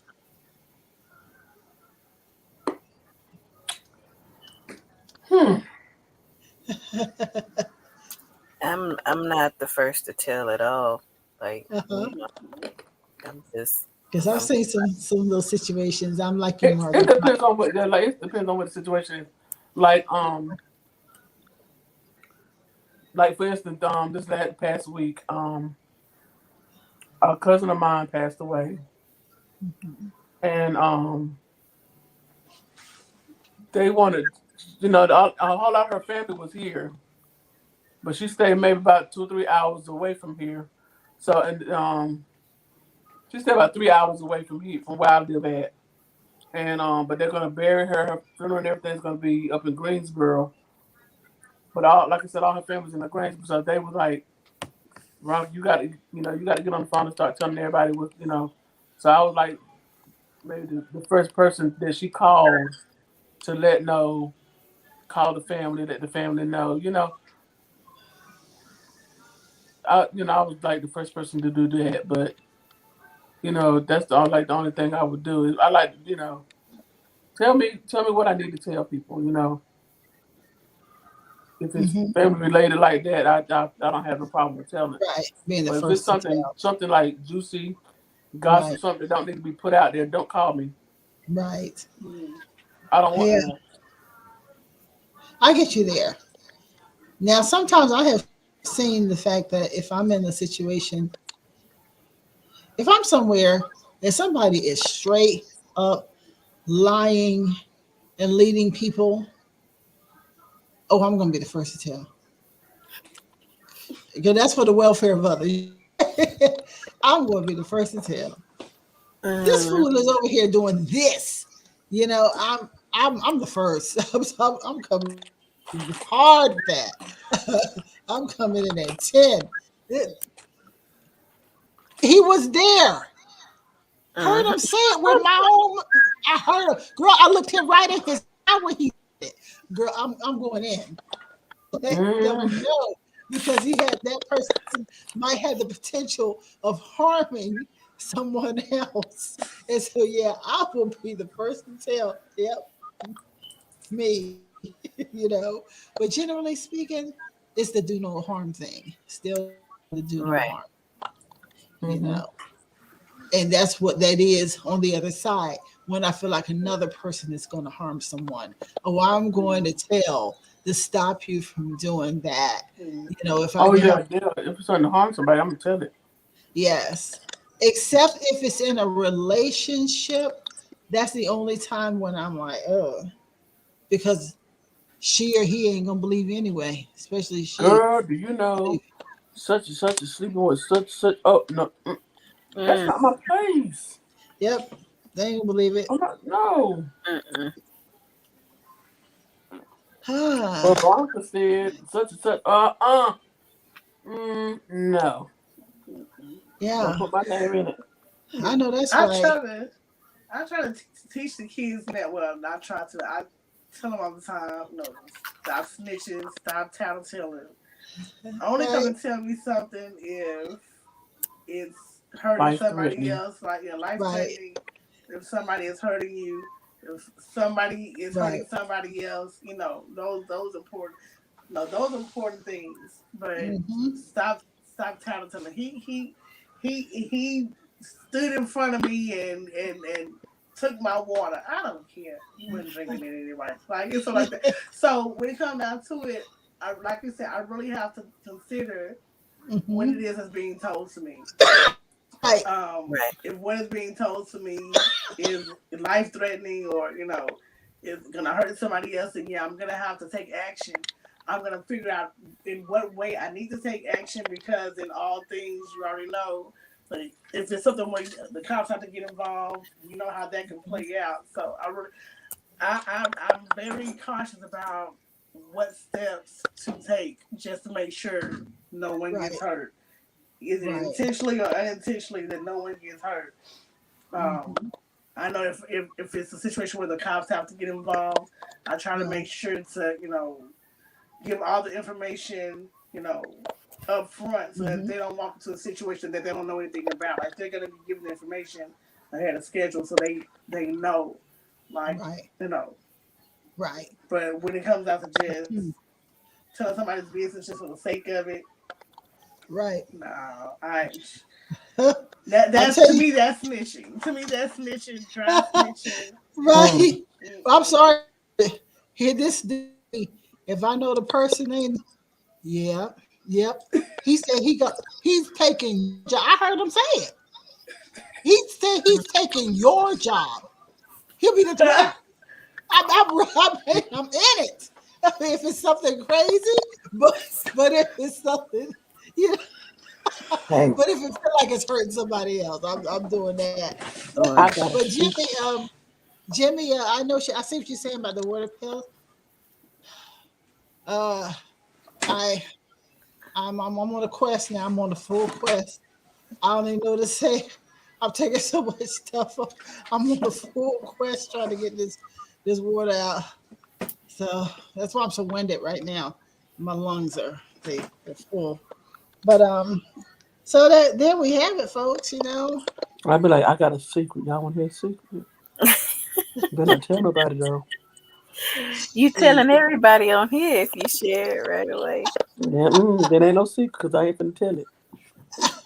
Oh, okay. but I'm saying I ain't even gonna say it's a secret. If it's somebody who's doing somebody else wrong, I ain't even saying it as a secret.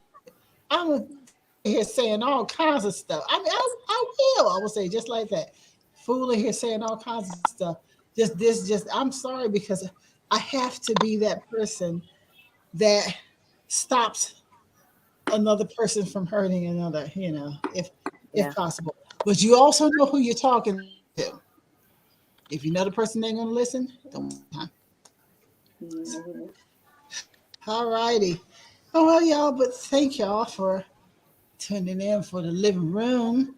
And Next we're gonna time. do this. Yeah, it's interesting. And I dipped out all kinds of I couldn't even believe I was gone that long. I No, so mean, she's shooting from a different location, but it was just a camera because everything was like, "What's that in the background?" And we don't ever see that. I was like, what is all this? I could not believe that my system it was not speaking to my camera or my microphone.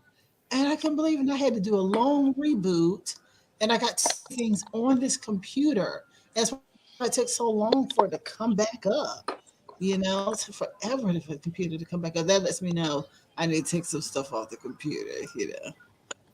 But thank y'all for bearing with me through that whole ordeal and holding it down. Because all I did was say, "Hey, I had to go to the bathroom one time," and then I came back and everything went crazy. So I just Mm-hmm. told myself, I said, "You shouldn't have left. You should have kept your butt still." But thank y'all again for holding it down for me, and everybody in the chat is holding it down for your participation. Really appreciate it very much. Gonna go to break, and we're gonna come back, talk about what we're gonna do next week, individually, and then we're gonna get on out of here. All right, so y'all hang tight.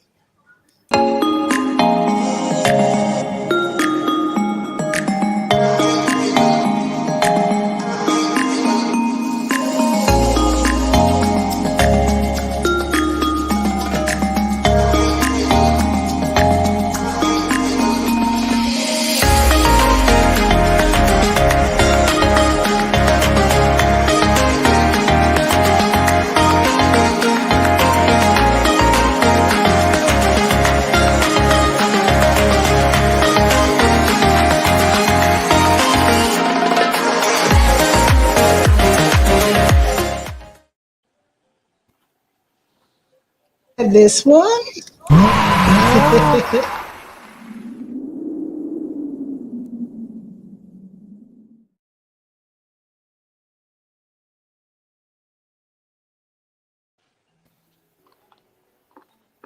I really hope that I didn't have other things here showing in my shot. I got a big alcohol chest here, and I haven't finished unpacking, so I just sat some things up there, and I'm like, oh. I might be just showing all kinds of stuff around this. Oh, No, we don't see that. no, I ain't seen Okay. none. All right, because I did. It's not a lot of stuff up there. Just a few things. Hard drives. I gotta find out if I'm gonna put those on or not. But y'all, it was interesting week.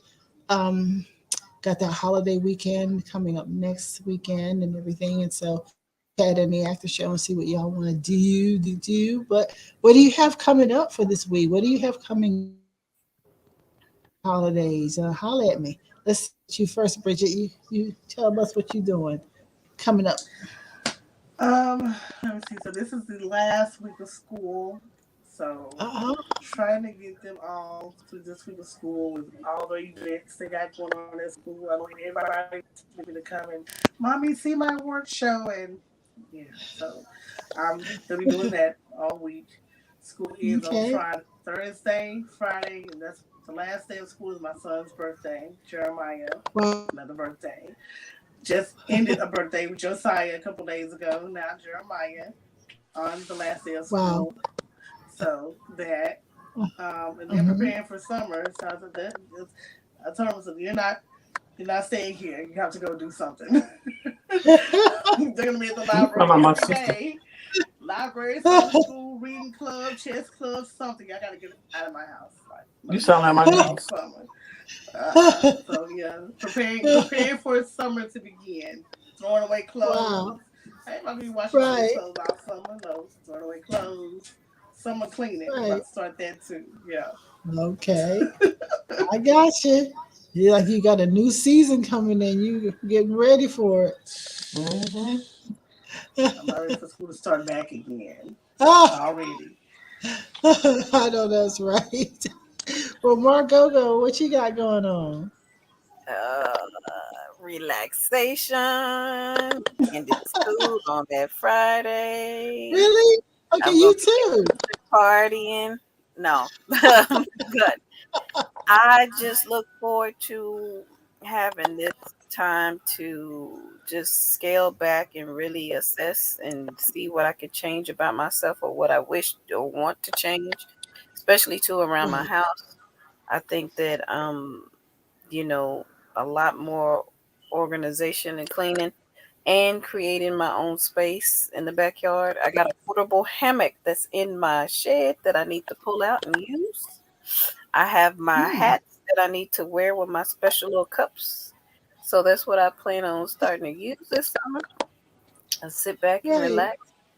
And I just need to purchase some little umbrellas to go in my drink. No, but besides Uh, all, I have a afternoon like lunch dinner thing to do with a director, a ex director of ours. It's leaving the state, but she wanted to meet with us mhm. before all the ladies that worked under her, and she's a really Right. cool lady. So we're doing that Okay. tomorrow. And I have a birthday on Sunday. My son is turning 20, so on the Wow. 22nd, I get to figure out what to do. Of course, I'm going to take him to eat because he loves to eat. So besides that, figure out what he wants to do to, bring in his uh 20 years of life. So, Wow. That's cool. Are you still a Well, grandma? I've kind of had a situation happen yesterday that made me a little sad. We did lose one of our little kitties. So, yeah, Oh, one of the cats that I found under my shed last Saturday. yeah. Might have And been too soon. yeah, Yeah, might we have were driving all around yesterday after like around 6, trying to find like a quick vet to see what's been. going on, and it just one of them wasn't that responsive, and I think we just got here in time to see, Yeah. you know, I think it was a smaller one. I think it might have had issues with its lungs or something. I don't know. No. That was oh, a little Sorry to sad. hear that. It was a cat my son chose, the one that's finna have a birthday. So he was like kind of a little sad and a little bit about it because we love animals no matter how small. I'm like a life is a life. So Mm-hmm. Oh, sorry to hear that. I watch a lot of stuff with animals, and I just wondered when you say they were abandoned. I often wondered, did their mother ever come back? A lot of things make me wonder. Did Yeah. she? Yeah, she come back looking for him. Was she going to find food? Yes, never know. Then also, it's another thing where if both animals were sick, I could probably say this more, but sometimes they push one away. Because that happened with me. I had a girl who I knew, and she asked me, could I save a puppy? I never forget her crazy ass. And she brought me a giant schnauzer, and it died, right? I'm holding a dead puppy, and I wanted to just throttle her after that. But the thing is, the mother kept pushing it away because of that natural selection, that Oh, goes on. So it's sad. It's a yeah. very sad, you know. Thanks for sharing, Marco. Marco, thanks for being here, Bridget. Um, Ron, what you got going on? Oh Lord, have mercy. Um, I'm gonna go do a little shopping because I got to get ready to take a trip somewhere, Mhm. and I'm gonna try to do a little shopping because I got to look extra, extra, extra cute while I'm there. Uh huh. Is Um, that right? Gonna look good yes, for girl. yourself, girl. I gotta. I might become. I might have to go find me a man while I'm there. You know what I'm saying? So, Oh. um, Whatever. Only if you want them for a night or two. Plenty of them. Oh, my little secrets is trying to start. Look at that. Oh, yeah. what's my last name, Tanya? Okay. So It might why? not. It might be for a couple Any? of nights, but hey, they gonna turn around. They coming back with me probably. Okay. You Because Anyway, you too much. nah, nah, just listen. But no, I'm gonna go do some shopping. I got some shopping that I'm gonna do. I'm gonna buy a little piece every other week until I get hmm. what I want to take on my little trip that I'm going on. So All righty. and I get ready for the holidays because it's I'm be smelling them grills and I'm that when I smell that charcoal, the first time I smell a charcoal, that's it, y'all. Somebody I gonna only put me want a one steak on thing: that grill. Summertime crab. feeling, huh? Exactly. We were standing on the I porch the just other want day. I crab. smelled the grill. I said, "Oh no!" I Uh, said, "I could have mistake. Something got to give." I mean, normally I love all of that. I want one thing, and that's crabs. I just want me. I want me, One thing. and I haven't had it yet. Um, every time we get ready to do it, my niece kind of forgets. But this summer, I think what I want a piece of corn on the cob on the grill, Mm-hmm. I was thinking that the too. Mexican kind, the Mexican style. Like Elote. I With love yeah, the elote. cheese and the mm-hmm. I yeah, love making it. It's so yeah. good. My I nephew, want it. he hates corn, but he will eat Well, my elote like real quick. Yeah, he loves it. mm, Yeah, I it's okay really want it. good. now. It's really good. Okay now. That's what I want. So. And I Jimmy hope said, next because she already done "I said she might cook on the grill next weekend. So that's gonna uh be the first thing I'm gonna be like. Okay, I got food stamps. I need some corn. huh."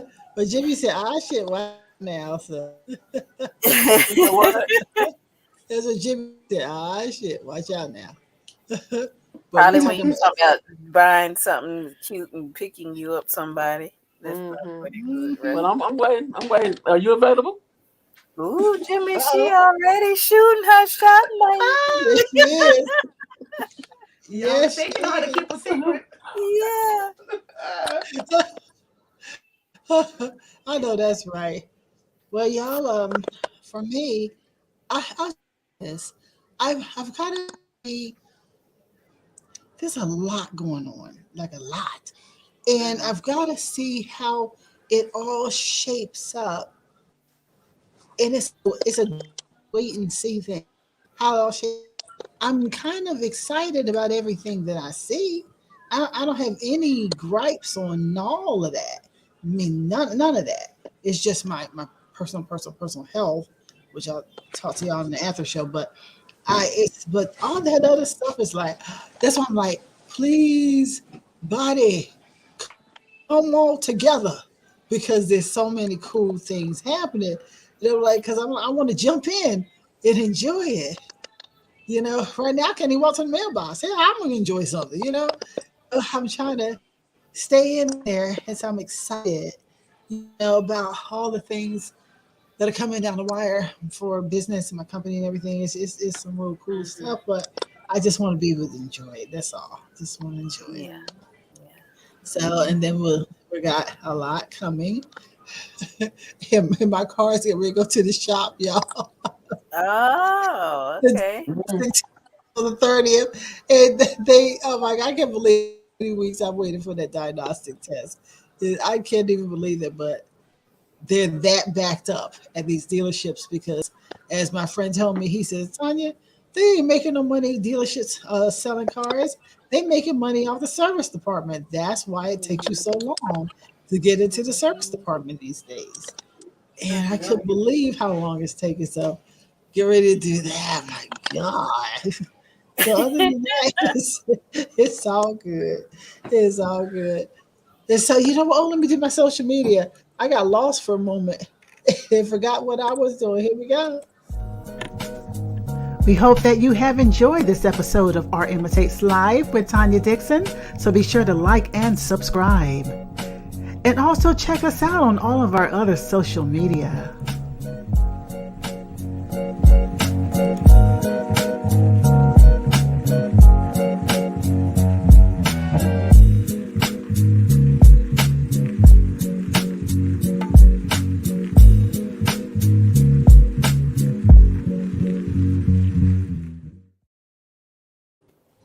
When I'm feeling like back 100%, I'm gonna do TikTok videos. I don't want to do it yet, but I'm gonna do some TikTok when I'm back feeling.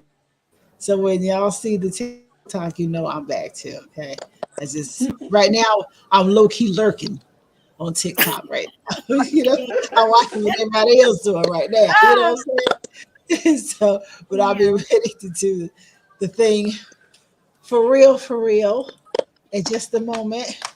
You know what? As I said before, like last week, I said I gotta start doing this, and I gotta get my glasses on so I can do it. One thing we need to do next time is to make sure that we jump over to Twitch some, so that we can participate a little bit more with Twitch, and so that we can. Cause now and then I see we have a new follower over there at Twitch, and so we gotta run Okay. over there and see about them. But if you all out there to get in contact with us at AIM and would like to be a guest on the show, or questions, comments, or just write us and say, can't stand y'all ass, whatever, love you, love you, love you, whatever it is. Be sure to write us at info at Tandiland, TANDILAND.com. I don't think nobody ever do that because we're such lovely people. I've never gotten any bad mail, from anyone.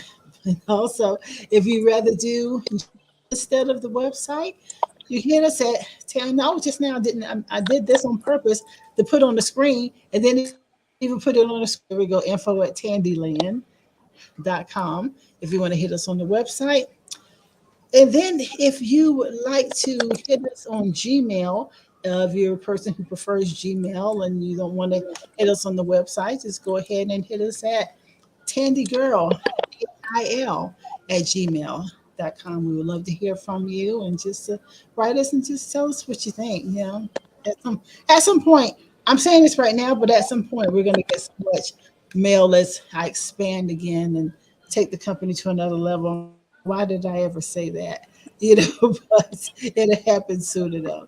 So I thank you all for tuning in for another AIL, Our Imitates Life. I always say in part, good things come to those who believe. Great things come to those who are patient. But the best come to those who never give up.